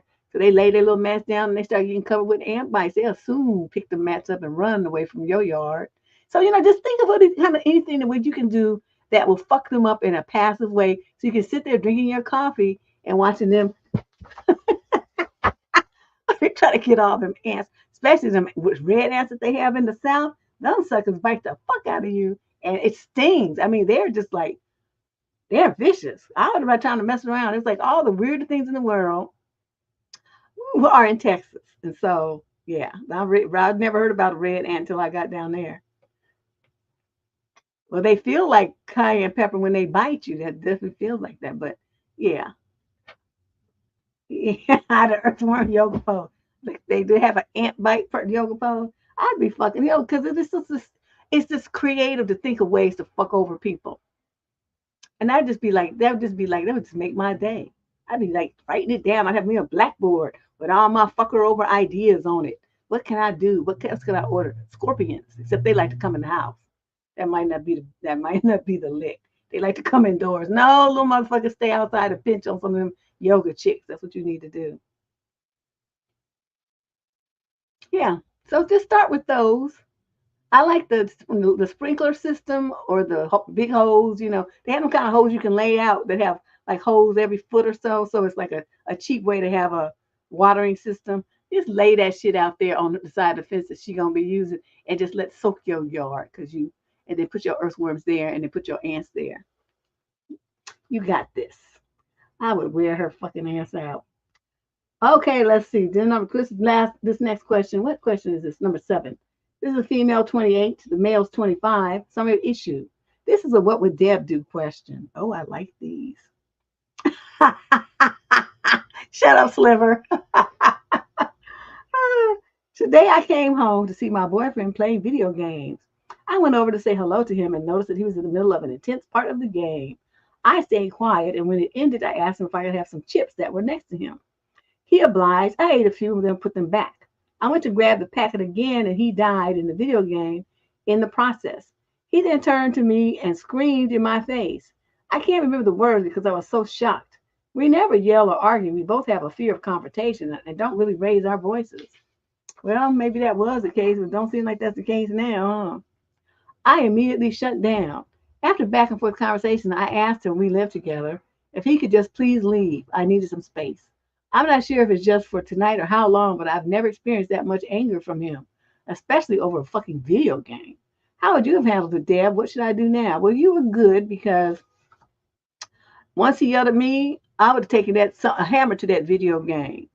And then I would have went after him because, see, that's how I do. I react with violence. You not yelling at me. I don't know who the fuck you think you talking to. I would have been wailing on that motherfucker with some blunt object. Because I know me. You done lost your mind. Think you going to be yelling at me over some goddamn video game and a bag of potato chips? He wouldn't have had a video game after that. That shit would have been in pieces. And if you don't like it, then sue me. But in the meantime, you're going to get the fuck out of my house. That's what you going to do. Take your shit and you get out. And that relationship would have been over. I guess the next time I saw him would have been a small claims court. But that's all right. How much do they cost? $500? No biggie. And I would have just said, well, he was used. I would have went on eBay and got him another. I would have used one. You're not getting no brand new one. You're going to get an equal value replacement, or I'll give you the depreciated value. But you're not getting no brand new shit. That's not going to happen. And then, in a situation like that, what would that's the thing, he starts yelling at you. Like I said, you match energy. And usually I take it up a notch. So he started yelling, he's going to be yelling at you and stuff. I would have yelled back. And if he would have started, wanting to start swinging, then he would have met the blunt end of my stun gun, Roscoe, something. Something would have happened. It would have been like, it would have not have ended well, because we don't do violence. We don't do violence. And you talk with your mouth as much as you want to. Once you start trying to, thinking you're going to be doing something physical to me, then we're going to have a problem. Of course, I can do it to you, though. But, yeah, especially, yeah, right in her face like that, that's very aggressive. And that's why, like I said, I would have felt threatened and I would have had to go, start swinging, because once people get physically close to you like that, a lot of women end up in this position here, and then they don't make it because they let the dude get too close to them. And I'm not about that life. I'm gonna strike first. I'm gonna strike before I let you, get that close to me. I'm not gonna trust you to, uh, to manage your anger, because you are already doing some shit out of character. And then, people tend to say, oh, well, it's a crime of passion. Well, so was mine. Yeah, it escalates quickly, exactly. So they, you talking to him and he's close to you, then the next thing you know, you choked out, or, choked out kind of conscious, or choked out forever. And then, because you let him get close to you. I'm not going to let you get close to me like that. I'm going to strike you before that happens. And so, it's something to think about, but he lost control like that. That means that was already in him. What you have been seeing all these months when you was with this dude was his representative. And this is the thing that my daddy told me. He said, you don't, and I'm going to quote his exact words, you don't really know a motherfucker till you make him mad. He told me that when I was about 14, 15 years old, before I even started dating. And I was like, what do you mean? He said, these men be playing all kind of games like they just like so peaceful and calm and shit, like they a monk or Buddha or some shit. But you do something, what I want you to do as soon as you meet him, you disagree with his ass, and you say something that's gonna make him mad, and you see how he responds, and you report back to me. And that never did me wrong, because you get to see what kind of fool you dealing with once they get angry. When they get angry, that social mask that they put on of calm and peace and reasonableness disappears in a puff of smoke. They will cuss you out. They call you the B word, want to, step to you with violence in their face, hit you, choke you, pinch you, push you, all kind of stuff will be coming on. I tell you about the dude that twisted my arm that time. I kicked his monkey ass down them stone steps too in San Francisco. I kicked him down the stairs once I got loose. And his mother was like, oh, you done killed my baby. And I'm thinking, bitch, you didn't try to stop him from twisting my arm. And that's the arm I later had to have shoulder surgery in too, because, the rotator cuff was all messed up. I think it happened, it happened then. And so I don't know. So I think since then I don't let them get close to me. That was the one time that I was young and I didn't know that yet. So I don't let them get close to me anymore. You start looking crazy, then I'm gonna be backing up and I'm gonna start reaching for shit to clock you, if before you get that close to me. So yeah, my dad told me that, and that was his exact words. You never know a motherfucker till you make them mad. And so ladies hearing this, that's something you might want to keep in mind too. So you got to see what he's like with his mask off. What you gonna do? Deb would be like, do step to him, don't ever come back here. Because one thing, he showed you now who he is, and so that would be over. That would be over. All right, I'm putting this link in here again. This is the advice show where you can call in, or you can type your question into the chat room on Facebook or YouTube. I wonder if I think you only can do it on YouTube. Now that I think about it. But anyway, you pay the $10 on the Super Chat or with Cash App. Cash App name is Debsterism right there on the bottom of the screen. Not Debsterism.com. That's where you submit your question. But just $ Debsterism. That's my Cash App handle, and you just pay that. And I haven't heard any blinks, so nobody sent in any money. So then nobody's asked a question from that way. I'm trying to tell you. And that's the way it's got to be, because, you only got that one life. I'm trying to dive in an argument. Let's move on. Let's move on to question number 8. This young lady's 29, the male's 26, and the other female is 24. Some have issue. I need to know if I'm looking at the situation where my boyfriend's ex-fling is messaging me wrong. Why does she need to message you? I started dating my boyfriend about 6 months ago. We clicked immediately and had a really fantastic relationship that I cherished with all my heart in only 6 months. When we first got together, he told me about a weird friend situation from his past. He and a good friend of his, let's call her Chelsea for this letter, had a short fling about 4 years ago. He was very upfront, which I appreciated. And to sum it up, it was essentially best friends trying something more and realizing it was super weird and they weren't meant to be romantic at all. Now they are still good friends, but she's with someone else and has been for about 3 years and has a toddler with him. I was accepting of the situation initially as the same thing happened to me, and I'm sure countless others, but it did stick in the back of my mind. I met her and I liked her a lot. She's super friendly and bubbly and incredibly supportive of me and my boyfriend. But of course, the idea that she is something that's been within physical is tough. In order to deal with how uncomfortable it made me and to try to work through it, I messaged her about it. Well, that was stupid. What you do that for? And I was honest. I explained I thought her perspective would be helpful since I didn't know her side, and I wanted to continue processing and accept it. Okay, now, if some bitch that is with my ex texted me to ask me about my side in a situation where I slept with somebody 1 or 2 times, and you want to know my side, I'd say, bitch, go get off my phone and go and deal with your monkey motherfucking boyfriend. Don't you ever text me, ask me questions like this. You out of pocket. That's what you would have got from me, because you overstepped all kind of boundaries in your quest to make yourself feel better. You would have got smooth cussed out, because you don't do shit like that. You done lost your mind.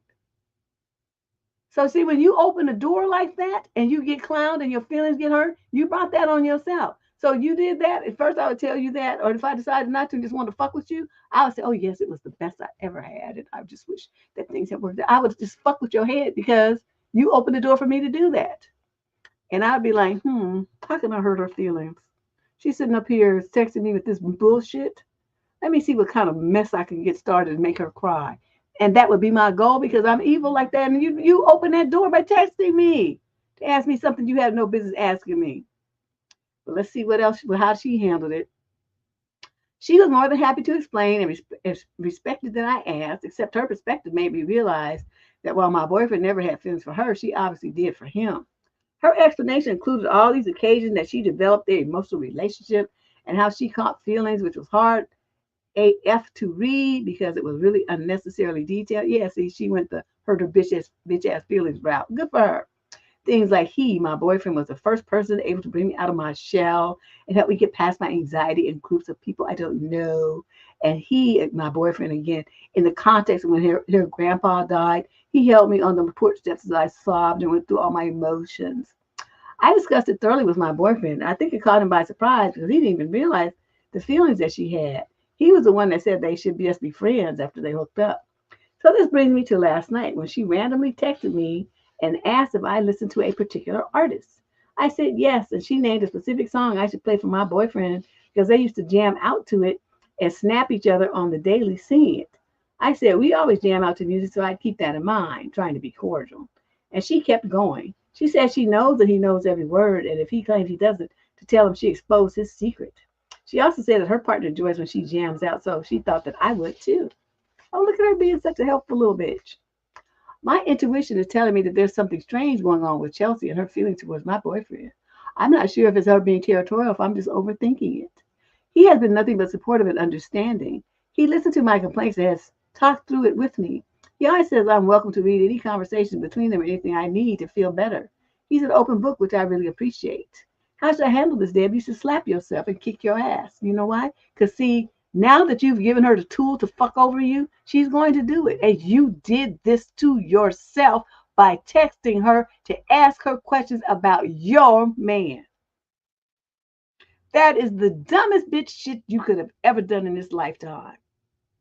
So this little thing here, well, he knows all the words, and we used to snap this. She gonna keep doing shit like that because she knows it gets to you, and she is her way to hurt you because you stupid.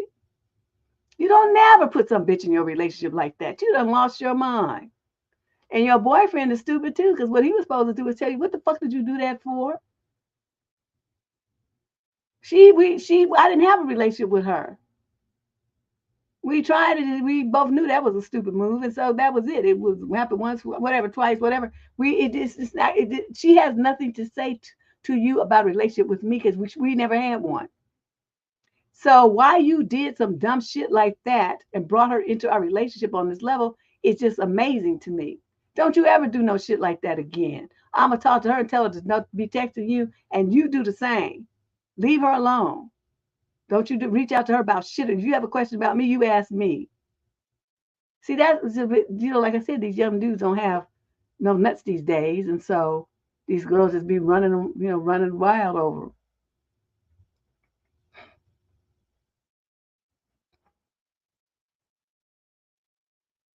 Yes, giggles.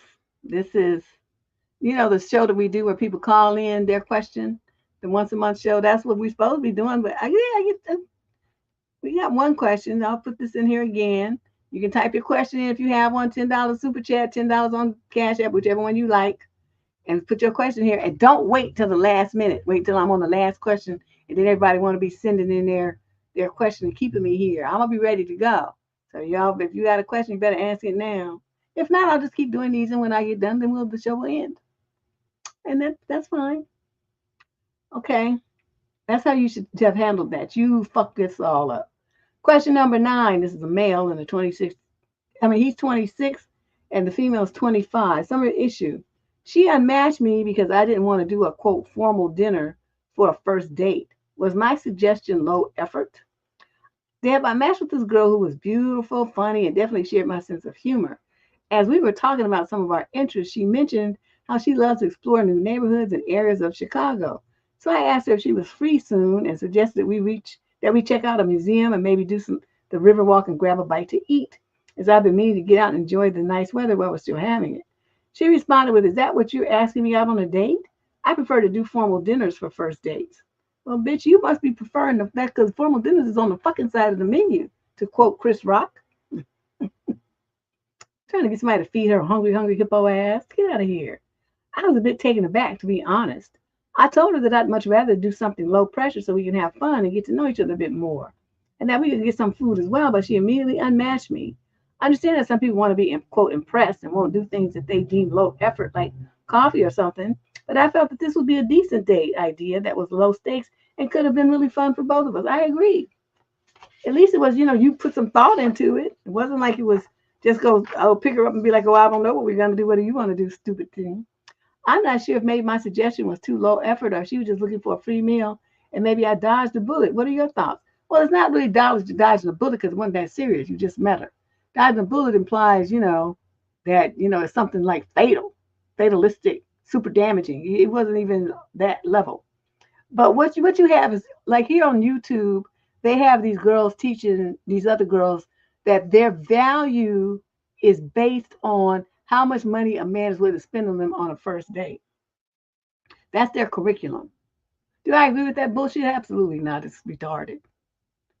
Because, they should be teaching them what I do, like, your time is valuable. And so you sitting up there stuck at a dinner date with some dude you don't really know, and you stuck there because you having a quote formal dinner, that could be 2 hours of your time. Whereas the first time you meet somebody, it should be something pretty quick. So I mean, your idea was really cute, but I would have probably turned that down because it's too long for a first date.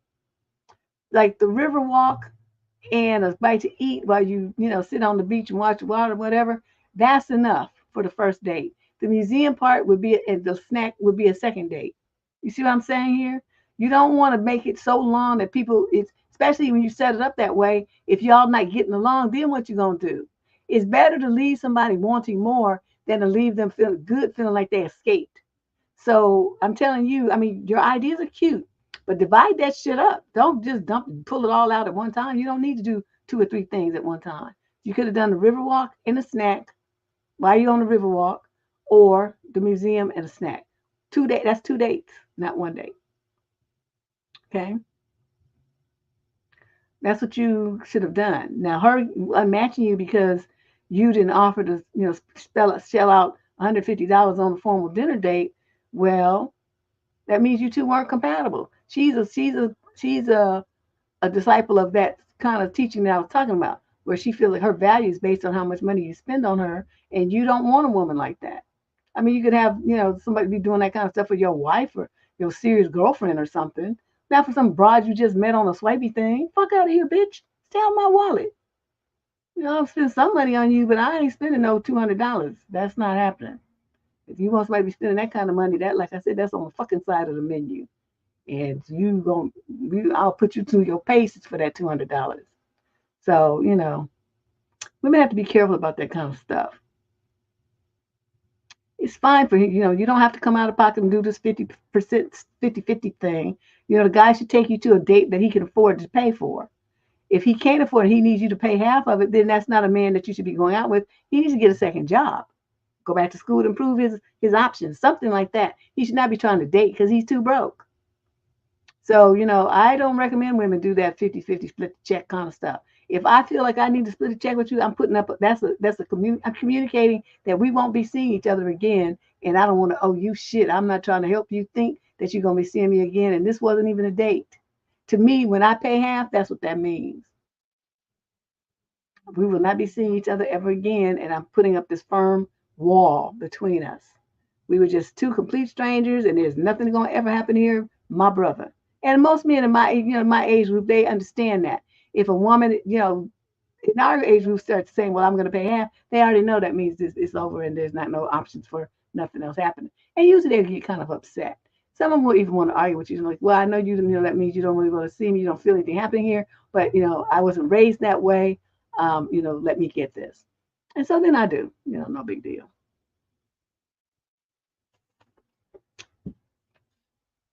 Yeah. Yeah, I saw this filter. I was like, they were showing it now. Movie stars use these filters, and they be looking hurt. But then, they're stars, and you think they look like they're doing the movies and all that makeup and filters and stuff. And I said, oh shit, I wonder how good would I look if I use one of those filters on my exhaustion, on my bags, on my eyes and stuff. Always looking like I need some sleep. I'm fine one, but I don't have an iPhone though. So that would become a problem.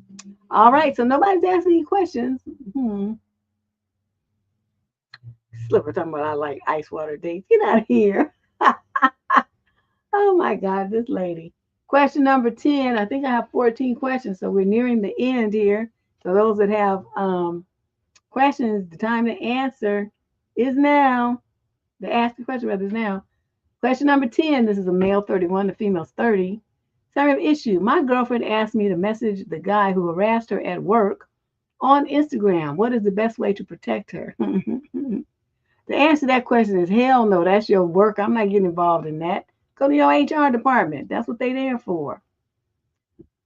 So my girlfriend recently told me about this guy who has been harassing her at her workplace. She asked me to send him a message on Instagram, but I'm not entirely sure how to handle this situation. And you're 31 years old and you don't know? Wow. On the one hand, I want to support her and make sure she feels safe. But on the other hand, I don't know if me reaching out is the right move or if it could escalate things further. Any advice on how to approach this? Is there a better way to deal with this than taking it to social media? What's the best way to protect her in this situation? This is on her job. She has to protect herself. I mean, if the guy starts coming to her house or stalking her, come following her in her car and stuff like that, well, then you can get involved. But even then, you should get involved with the police. But if it's on her job, you don't work there, there's nothing for you to do. Once you reach out to that guy on social media, which is separate and apart from notifying the employers of, now you're in trouble and you're involved because now you're harassing him instead of him harassing her. Don't do it.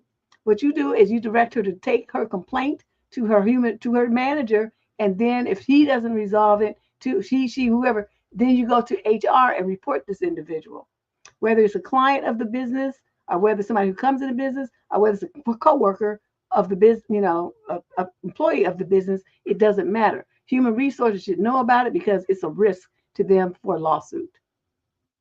Because this is, once you start harassing people, HR is supposed to protect the employees from that. If they fail to do that, then that's a lawsuit. And so she needs to handle this herself. She's 30 years old.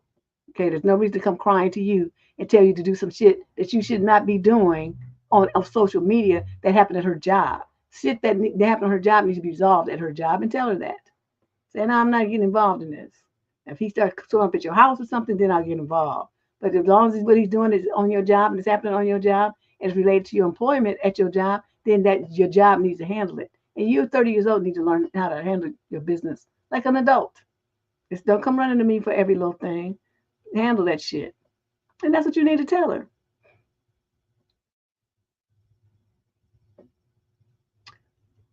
I can just imagine that. If you did what she asked you, you would be putting yourself in all kind of legal risk and liability.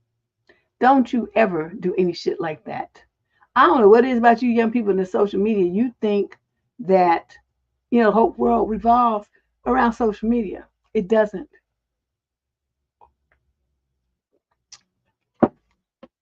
Unbelievable. Don't do that. Tell her to go to her boss or so HR. Question number 11. This guy's 28 years old. Summer issue. Dating a man who does not like chores. Ladies of the squad, would it be a turnoff for you if a man hated doing chores but can afford to pay for cleaners, eating out, etc.? I'm not a slob, but I hate cleaning, and I have a cleaner that comes in once a week and cleans my place. I keep it neat in between the cleanings. Most people are shocked at how clean my apartment is. The way I see it is that I work really hard and I make a decent living. I'd rather pay someone for these services so I can get my time back and enjoy my life with the remaining time I have from work. Thanks. So, would it be a turn off for you if a man hates doing chores but can afford to pay for a cleaner? No, it wouldn't be because it's his place. But when we live together, he don't want to do no chores. No, because cleaner, unless you have a maid that's there, 8 hours a day, then dishes are done. I mean, what they supposed to sit there and wait till the cleaner comes once a week? No, that means that's not gonna happen. That means I'm going to have to do it. So I mean, which is sustainable as long as it's just you. But if you have a woman there, or you have a woman and some kids, and you all cooking and baby crawling around and stuff happening, you're gonna either have to have a full time maid, domestic worker, whatever they call it, or you're gonna have to chip in and do some chores. Do you think there's a person on this world, on this planet, that likes doing chores? The answer to that question is no. There's nobody. There's nobody like that. But we do them because we're responsible for the upkeep of our household. We do them because it's not fair to put that on our partner, to make them feel responsible for doing all that, even if we can't afford a cleaner to come in once or twice a week. It's supposed to happen in between. Just let the dishes sit there and rot and stink. Dude, that's not sustainable. So you're gonna have to stay single for this to work. And I guess you could just date around, but you're never gonna be able to live with nobody with that attitude unless, like I said, you have somebody on staff full time. Then it would work. They would be there to do your share every day. But even they need days off, so then what you gonna do? So you think about that and get back to me. Question number 10. Summary of issue. My girl, you would like to clean, girl? Mm-mm. I'm like him. I don't want to do it. I'm touched. I wish I could be like Bewitched and go think, and then have everything be the way it should be. Okay, question number 10. He's 31. The woman's 30. Summary of issue. Oh no, wait, that's the one I just read, and that's the other one I just read. I forgot to switch the paper over. That's what happened here. So now we're on question number 12 of 14. So we're winding down the show. If you have a question that you want to get answered tonight, this is the time. If you run out of time. You like to watch the ones where they clean out hoarder houses? Those shows are scary. I watched it one time and they pulled up some shit and some things was moving and making like squeaking sounds. I'm like, oh hell to the no. I could not do that kind of work. I don't like them kind of surprises. My husband was so funny because because sometimes when little babies, they poop and you don't know that they poop until you open up the diaper. He used to call those diaper surprises. He's like, oh, I went to change the baby. She had the diaper surprise. I'm like, I just be cracking up. He coming up with these terms. That shit was funny. All of a sudden, it just made me remember that. That was so funny. All right, got question number 12. Males 29 and females 28. Summary of the issue. My wife sneaked pork into my meal behind my back and then laughed about it. Wow, how do I talk to her about this? What is it with? Okay. My wife and I have been married for about a year. We're very similar in our interest in comics and nerdy stuff, so we get along pretty well. The biggest difference between us is faith. My wife is white and she's agnostic, and I'm Arab and a Muslim. When we were getting married, my wife was very accommodating with me and my family and everything that needed to get done. And I've always been grateful to her. She's usually always been respectful of my faith and my family. So I've never really had any reason to suspect she would do what she did, which is why I'm so surprised. A couple of nights I came home from work and my wife was making some food. I asked her what she made. She told me some pasta with sausage. We usually get halal beef sausages from a local grocer in town, so I didn't raise any questions because, again, I never thought she'd do something like this. I ate it, and since I'd never had pork before, I didn't really make a comment on the meat tasting different. I just figured she had seasoned the dish differently. After I was finished, she asked me if I enjoyed the pasta, to which I said yes. I don't know if I'm misremembering because of how I feel, but I can't help but remember a smirk on her face when she asked me that question, though I might just be emotional right now. No, you noticed it. And I'm going to say this, and I know some people are going to get mad, but over the years, I've gotten a lot of letters like this. It's always white people. And it's always white people about some person of color's faith or choices in food. Y'all be fucking tripping about your control and trying to make people do what you the fuck want them to do. That is some bullshit. Whether someone says that they have an allergy and they can't eat certain food and you gonna give it to them anyway because you think that they just making it up. You think they're making it up. You don't have no proof of that. And it's always in the historic of this show, because that's all I'm gonna talk about. It's always been white folks who do that to people of color who have a different religion, a different dietary practice, like this guy, or something along those lines. They try to enforce their view of what you should be eating and giving it to you on the sneak and stuff just to watch what you do and how sick you get, or if you throw up, and if you really have the reaction that you said you're going to have. It's some twisted, sick shit. I can't tell you how many times I've seen it. Y'all need to do better with your cultural, teaching your kids to respect other people's culture and beliefs and diet choices in life. Everybody can't be you. Everybody's not going to like what you like, and your decision and your opinion is not the end all and be all of the world. See, so she on some bullshit. Let's see what else happened. I'm sad for him because this kind of disturbed behavior strikes the trust at the very core of their relationship. And if he can't trust her on this kind of level, she's being manipulative like this and coercive and basically lying to him, then there's nothing for this marriage to be, no structure for this marriage to continue. He trusts that she's going to be, respecting his dietary choices and his religion. And because she thinks it's shit's funny. Okay, so you just smirk on her face. Okay, so he's emotional. So anyway, skip to the next night, and she asked if she should make something with those, quote, special sausages again. I didn't know what she meant, so I asked what was so special about them. That's when she dropped the bombshell that they were pork and chicken sausages. I just sat there shocked for a minute while she giggled. See what I mean? She did that shit on purpose. Utterly disrespectful. She smiled and said, "It was good, wasn't it? I told you we were missing out." What a bitch. I'm not going to lie. I felt like I was going to be sick. I was so taken aback. I'm not a perfect Muslim by any means. I know I've done things wrong or incorrect in the past, but I've always been firm on my identity. Being Muslim is something that's important to me, and I consider it part of my identity. Up until yesterday, I really believed my wife respected that, but when she said that, I wanted to cry. I know you did. I know you did. Asked her why she didn't tell me why she would do something like that, and she said that I needed to try it one day. See, she determined what he needs, which is complete violation, by her standards, like I just said a few minutes ago. No, this is a divorce, my brother. I'm sorry. I was upset. I just got up and went into my office and locked myself in there. She tried to get in and said she was sorry, followed by, "I didn't know you'd be so sensitive." But I stayed there until the next day. I left for work and I'm supposed to go home now, but I don't know what I'm going to say to her. I am hurt by what she did. I want to yell at her, but I know that won't solve anything. She's texting me asking about when I'm home and whatnot, but I've ignored her all day. Again, I don't know why she would do this because she's a bitch, controlling little bitch. She was genuinely so respectful this whole time. She made a joke here or there, but there was never a moment where I felt she would do this. I know this probably sounds trivial, but this was just such a kick in the nuts for me.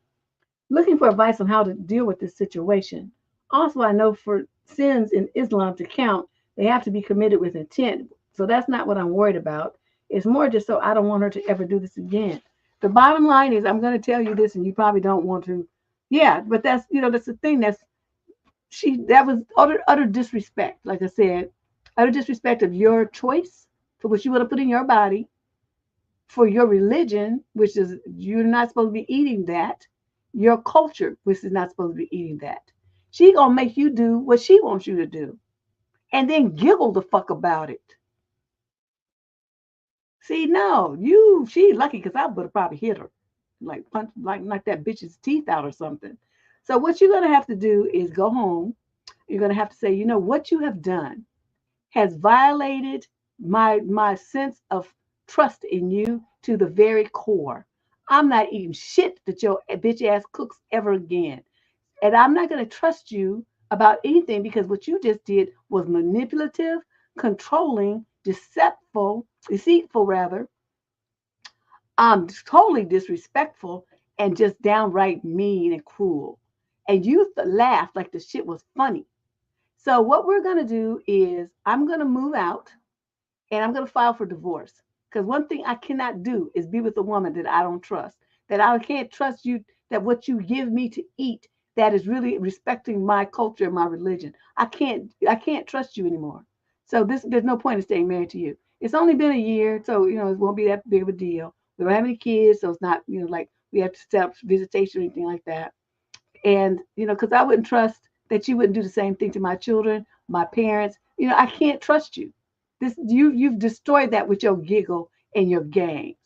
So I hope you're happy that you wanted, this is what you wanted, a divorce. You got it, and then that will be the end of it.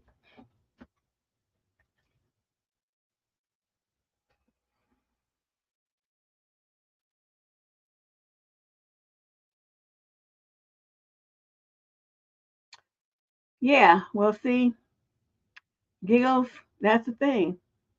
She should go to a new workplace. Cause yeah, that's where I am now. I can't eat. I went to this restaurant. I get this roasted beet salad. And the guy said, "So, you always get the same thing. You should try the shrimp Louis." I said, "I can't eat shrimp." He's like, "Oh, but why?" I said, "Because I'm allergic to it. Last time I had some, put me in the emergency room." He was like, "Oh." But see, I could just see that kind of thing where somebody might not believe me. They're like, "Oh, she's just saying that." And then they give you the shrimp anyway, and then I stop breathing. See? That's why it's important for you to have people around you that respect your dietary choices because they don't know if it's a religious thing or if it's actual health crisis thing that's going to put you like 6 feet under. Because anaphylactic shock ain't no joke. Okay. And that's where I would be in it. Yeah, that's me too, cookie face girl. Because if I don't know you, I don't know your food sanitation habits at your house and how you roll, how you keep your kitchen and stuff. I'm not eating shit you cook because people be nasty. There are people that dip their spoon into the cooking pot and put it in their mouth and dip it back in there and put it back. No, I'm not eating your food. You're gross. I heard that what's her name? Patti LaBelle was hiring a personal chef, right? And the girl did that when she was doing her audition, and Patty dismissed her on the spot because she didn't use a tasting spoon. And Patty got to see that that girl's sanitation habits were not in line with a professional chef. She was doing some disgusting, nasty shit. You're not gonna do that and serve it to my guests with your saliva and bacteria-ridden mouth all in the food. Who does that? But the lady was evidently doing it so many times she didn't even think about it. She in the audition to be Patti LaBelle's personal chef, and she did that right in front of her. So that means that's her habit. And Patty was like, "Oh hell to the no! What? Get out, go." That's just nasty. So, sir, like I said, I know you. Was a shock to you. I really I really empathize with your confusion and your pain and your shock that this person that you loved and thought you could trust is actually playing these kind of games with you about something that's the very core of who you are, your culture and your religion. And she's funny to do something that's such a violation.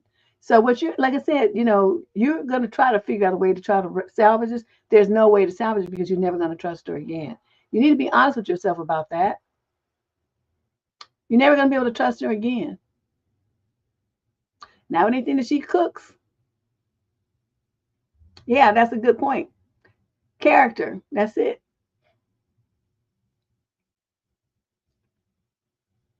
Her character is trash. Even if she wanted to make that for herself, she's supposed to get the halal beef ones for you. And then she can put whatever she wants to in the food that she's cooking for herself. Right? I mean, she don't have to be like that, not eat pork because you don't. No, I'm sure, never told her that. But you're not going to eat it. And so if she wanted to eat it, that would be fine.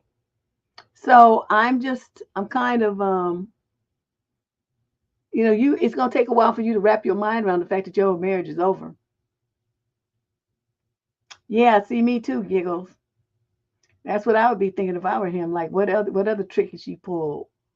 It's like, because he never had pork before, so he wouldn't know. He wouldn't recognize the taste. It does have a certain kind of taste to it, but I eat it sometimes. But I've noticed that my body has changed. The last couple of times I've had pork, I got sick. So that's off my plate now too. I can't eat shit anymore. I'm just stuck with chicken and vegetables and fruit. I guess I had lamb, or I could eat lamb and beef, but no pork. Yeah, I had some ribs and I ate. I was just like, ugh, the taste and I don't know, something about it. Just my body just didn't like it. And so I ended up giving the rest of the ribs away, and then I haven't bought no more.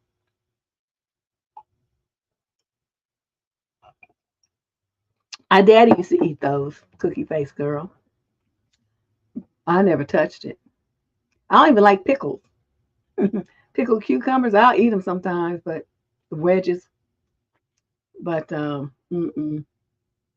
wow, this is just really sad. I don't even know. I just feel so sad for him. Can you imagine his dismay, his sense of betrayal? And this is your partner. Wow. I just feel bad for him. That's all I can say. Yeah, see, that was me too. Feet and ankles just all kinds of puffy. It took me days to get rid of that look. I couldn't even put my shoes on. My feet were so swollen. It's too much sodium in it, I guess, or something. I'm not really sure what that's all about, but I'm not doing that anymore. Question number 13 of 14 questions, so we're almost near the end. Female 27, male 29.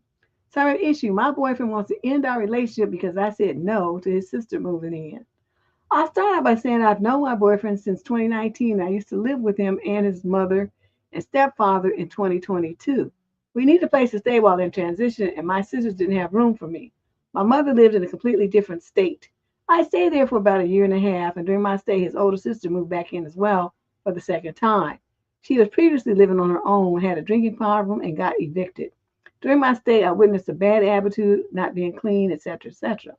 So my boyfriend had to talk about moving to a different city. However, he came back and asked me if I'd like to get a house instead. So last year, sometime around October, we got a house together in both of our names. In September this year, his mom and stepdad said that they would be moving, and where they were going, his sister couldn't go. So they asked my boyfriend if she could stay with us. Assuming that I would say yes, I guess he told them yes without letting me know, and they started moving her things into the garage.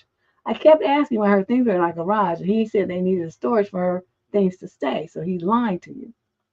Fast forward, I finally found out she was supposed to be moving in at the last minute, and I asked why anyone didn't consult with me. I'd like to talk to the sister first. When I finally got on the phone with her, she started bad mouthing me, saying things like, well, you act like you're the so-called woman of the house. Oh, bitch, I own half of it. Did you forget? That would have been what I told her. You should have come to me or said something because it was last minute that we were talking. Eventually, after thinking hard about it and asking for many other opinions, I told her no to move it in, and he was understandably very upset about it, but stood by my decision. His mom called him a coward and a lot of other things. In the moment, he was okay, but I figured he would be upset down the road, and he was just that. He had been giving me the cold shoulder. We were no longer being intimate, and now he wants to break up because he feels like I wasn't there for him when he needed me the most. He is saying that because he doesn't feel his family can count on me, that basically put a bad taste in their mouth. Please help me and tell me honestly, as a woman, was I at fault? We talked and he says he won't draw a line in the sand yet, but he wants to focus on rebuilding his happiness, so he needs some space. How would you fix it if I am at fault? First of all, your name is, you are half owner of that home. You have a 50% say in who comes up in it and who stays there and runs up the bill, use up the resources and all that kind of stuff. Because if she's not working and stuff, then that means he's going to be looking for you to help cover her additional costs, right? And nobody asked you if that's what you wanted to do in your house. And so you have to keep reminding him, this house is half of mine. And I decide too, as well as you, who stays here. And I'm telling you, because of her past, she's not going to stay here. I don't know where you're going to put her, but it's not going to be here. Okay, so you and your parents need to chip in and put her someplace then, because it sounds like a rehab, but whatever it is, she and her drunk, trifling, like crazy ass is not going to be staying up in my house. And so you all figure that out. That's your family, and you figure out we're not married. I don't need to be there for your family. I'm not your wife, and you're not my husband. You're getting shit confused. We are merely cohabitating and own a home together. So, there's certain boundaries here that, you can't be putting that shit on me because we ain't married. Remind him of that. He's expecting you to do wife things, and you're not a wife. So you need to remind his ass of that because he's getting out of pocket. Secondly, you tell, if he does decide that she's going to stay there, y'all give her formal lease. Tell her how much she's going to be paying, how much it has to be, what other chores and stuff. Give her everything in writing. See, the instant that you violate any of these, you're getting an eviction notice. And then you'll be up the fuck up out of here.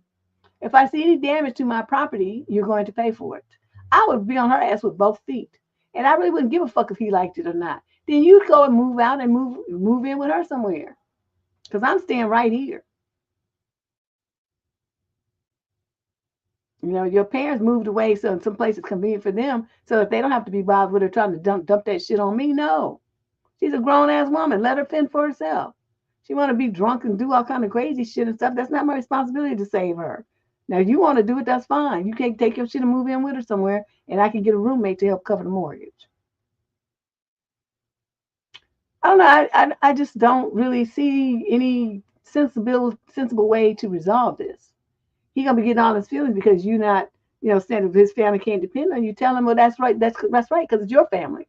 It's not mine. You forgot we're not married, so I don't owe you or y'all owe your family shit. My only tie is to you, and your tie ends a certain amount because we're not married. I'm not your wife. I have no legal obligations to you. And you need to reframe this because a lot of people, women included, get that boyfriend, girlfriend, wife, and husband stuff mixed up. They want to commingle, and it's not that kind of party. Yeah, no, she's gonna be too. She's trying to control her. She want to get up in there so she can control her brother because she knows he's weak. But definitely, this lady got a spine, and she's like, hell to me, no, you ain't coming up in here with your bullshit. And so, see me, that would have been like, when he started moving all stuff, it's like, you better not be thinking that you're going to move your sister in here, and I better still have space to put my stuff in the garage. Now, you're going to park yours out in the heat, and snow and ice and shit, that's on you. But my car is going to the garage, so don't think that you're going to block my parking space. So if that's a problem, you put her shit in storage or something, and you're going to pay for it. It's not going to be me. Yeah. No, you're 110% right. Stick to your guns and make sure you keep telling him, no, you putting wife expectations on me and we're not married. I don't have to do anything about your family because they're not mine. And we're not related by marriage, blood, no other kind of way. I have no obligation to support your sister. Your grown ass making poor choices through life sister. Now you want to be codependent and do that, you have at it. But you better still keep up your end of all the bargains around this house, or I will take you to court and make you do it and take the house from you.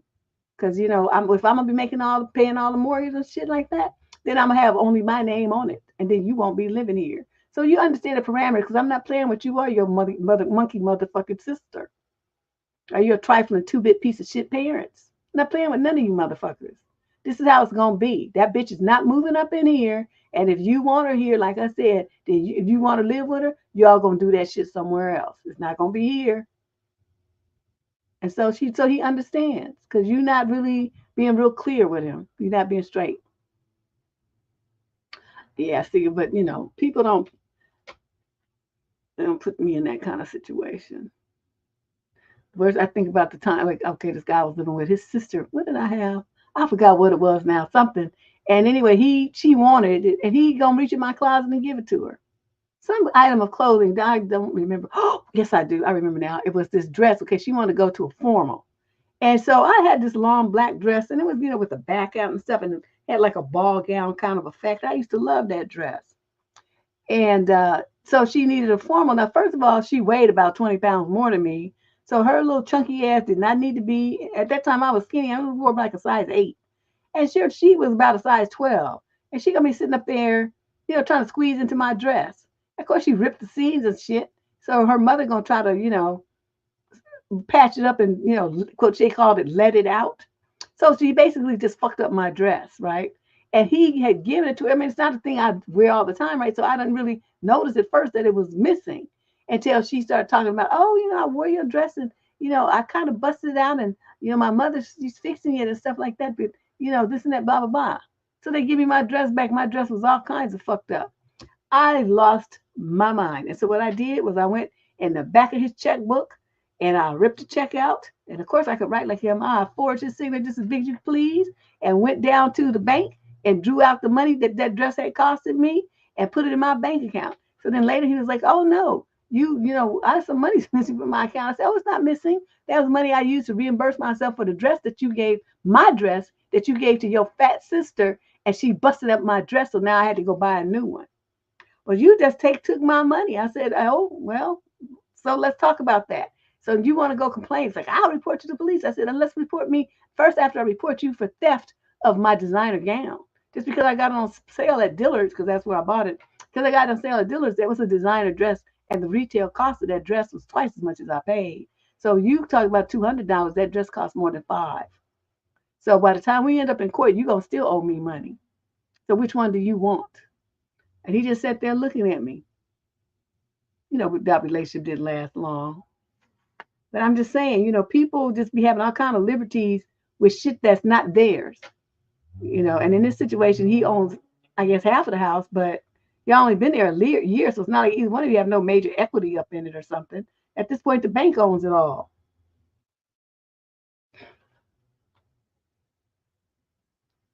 Yeah.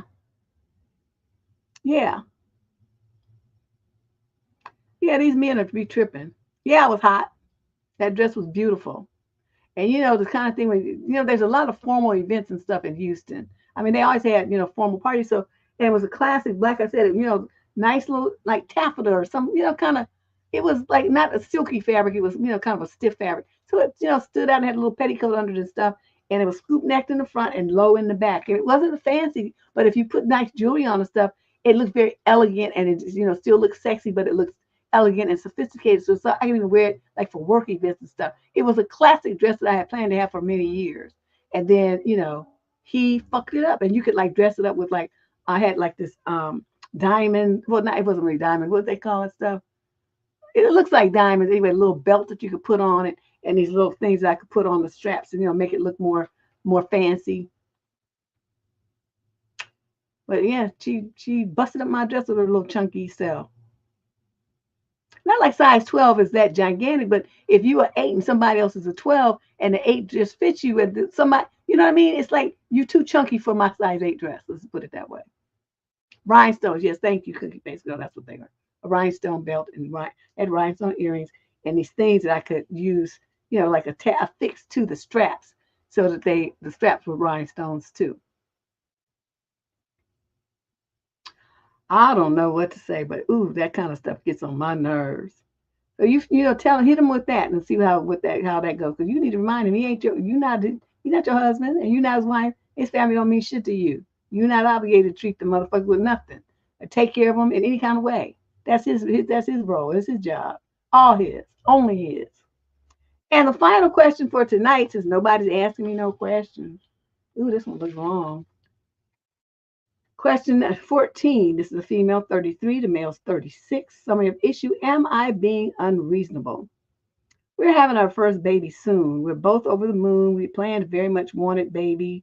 We've been together 11 years, married for 3, own our house, and are happy together. However, my husband had a pretty rough upbringing. A lot of neglect, abuse, and things children should never be privy to, in my opinion. Despite that, he's turned out great. However, his siblings are a different matter. His parents live abroad. They're separated, and we see them very rarely. But his siblings live nearby. We see them infrequently, too, except for one who my husband is quite involved with due to mental health issues. Okay, so you're going to have a baby, and it's going to be around some crazy brother. Okay. Whenever we got together with the family, I leave feeling mortified. They don't know how to behave. They'll openly talk in front of children about drug use, drug dealers, police matters, nook, infidelity. They swear, ignore the kids and let them run amok, will vape inside of a restaurant, swear when talking to the kids, for example, just eat your fucking food. Wow. One of them has severe mental health issues, is very erratic and chaotic, suffers psychosis, and imagine things are happening that aren't, but to them they're facts. You can spend an hour listening to the conspiracy that this, that, and the other is happening. We both agree that, of course, when that sibling is suffering an episode of psychosis, our child wouldn't be around them. But even when they're settled on meds, they're still chaotic and honestly exhausting. I should also add, I'm not ignorant to mental health at all, but a lot of this is drug-induced psychosis. I voiced my concern to my husband about it the other evening. He got quite offended. Of course, I didn't intend to upset him, but I'm aware that being a parent means making choices to protect your children that may sometimes upset people, and I'm okay with that. My child comes first, and I don't want them around that sort of behavior, which is deemed as acceptable by him. He said I needed to trust him that he wouldn't allow that to happen. However, on our wedding day, he assured me that he talked with them all, and they all agreed to behave on that day. But within 3 hours of our wedding beginning, there was a huge argument which resulted in my husband being missing for our wedding dinner, dealing with tears and chaos, and it really dampened our day. So sadly, his assurances offer me very little reassurance.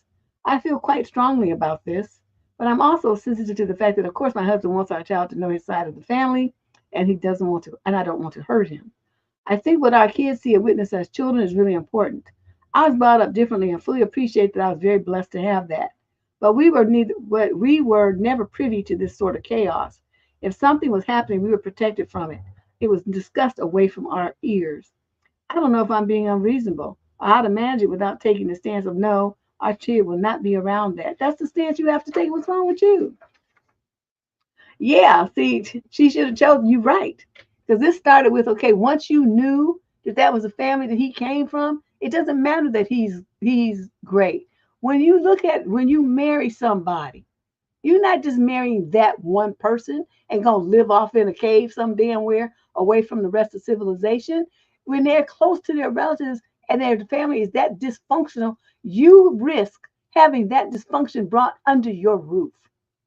You risk that dysfunction impacting your children's lives and safety and the sanctity of their body. And you know what I'm talking about. You risk that mental health stuff and his dudes flipping out impacting your child's very life. Why you chose to marry and have children with a man from that kind of background is shocking to me. Now, if he had that kind of relative and he all lived in another country and they didn't know where you were and he never associated with them, well, that would be different. But they're in the same town, you see them all the time, and you visited with them and you know them very well. During them years when you were just dating before you only been married to him 3 years, and then you've been together 11, so that means for 8 years, you was around that and you had every opportunity in the world to make a different choice, and yet you chose to get married to him and have a baby and bring the baby into that bullshit. You know he's going to want them to babysit. He's going to want to come over. They're going to want to come and spend the night and spend time with the baby. I don't know what you were thinking. And you're going to be powerless because even if you leave him, he's going to have visitation rights. And don't you know he's going to bring them around them people? There won't be shit you could do about it. And what you going to do when you find out that your kid has been like essayed by one of them freaked off relatives, or or one of their friends or something, or they're in one of their mental moments. This was such a bad decision. I cannot even believe that you did this. Short of you going into witness protection and you and that kid disappearing, there's nothing you can do. That kid's life is fucked. It's over. You may as well have taken your kid to a Diddy party, because that's the same kind of shit that's gonna be happening, and you will not be able to stop it because your husband is stupid. He's more aligned with his family and taking care of them than he is with protecting his infant child. You created a problem here. This is why I tell women all the time, the man that you choose to get with is the number one decision the most important decision that you will make in your life. It's not about where you live, what school you go to, what degree you study, and all that. It's what kind of man you're gonna have a relationship with and have as a father of your children. That is the number one choice ever. And you fucked this all kinds of up. I don't know what the fuck you was thinking. He's not gonna want to do that. He's too close to his brother. Knows how he's defending them. He wants to, she's like, well, I know he wants the kids to be around. He wants her to be around the children and to know his side of the family. Nobody needs to know no motherfuckers like that. There's no point. What big good are they going to bring to the child's life? In what way are they going to enrich your child's world? Those are the kind of questions I'll be posing to my husband. Like, so I want you to tell me in what ways them being around our kids, the way that they act and talk, is going to make our child better, smarter, perform better in school, be more successful in life. Please explain to me what your thinking is on this. And just have a conversation with him so he can see how stupid he is. This is not going to work. I don't know how pregnant you are, but man, for me, I'd be going to the nearest abortion clinic and making that magic happen, because this shit here I would not have no kids with this man. Not only that, he got a whole family full of Looney Tunes. My article, my piece called "The Stupid Motherfucker Gene" is up on survivingdating.com. I was written as a tongue-in-cheek thing, but it's really serious. I mean, mental illness, as we now know, is the study of DNA and genetics and stuff has advanced many years since I wrote that article in the late 90s or early 2000s, whenever I wrote it. We know way even more now about how those traits are passed down from from parent to child, from other relatives to child. It may jump a generation and then it lands on your kid. So your kid could come out to be some kind of weirdo, mentally ill, mentally deficient addict too. And it would have got it from his daddy. So all in all, you made a piss poor decision about who to have a kid by and who to be with. And it's like, depending on, like I said, how pregnant you are, it may not be too late. I would head up to somebody's abortion clinic and make that magic happen and eliminate this problem. And I'd get away from him and all his crazy ass relatives too. That doesn't even make any sense what you did. It just makes no sense. But anyway, that was disturbing. This was serious. It's only 14 questions. It was pretty awful. Yeah. That's the end of this show. Well, we had one good question. I got a tip from Sliver, so I guess it did help somebody. And so we do this again. Look on the show page, and we'll do it again in November and then again in December. I picked some dates already. Once a month, we do this kind of show where you can call and get your question answered right on the show.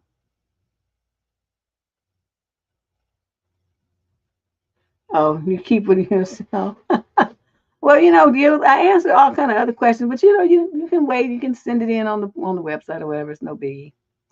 But yeah, that's it for tonight. I thank you everybody for spending some time with me Thursday night. 2 shows in a row. Thank you for coming, and I will see you all very soon. Enjoy your weekend. You know what I'm gonna do? I forgot to tell you. I decided that I need to see some nature, and I just need to get away from everybody. So I booked myself a hotel. And I'm going to go down to Monterey by myself. And I'm going to just relax on the beach and walk around and look at stuff and just be by myself, listening to nature and listening to ocean waves. That's what I'm gonna do. And so, yeah, I'll see y'all next week though. It's just gonna go a couple of days. So hopefully I'll be more relaxed when I get back. Get some sleep and shit. All right, talk to you later. Bye.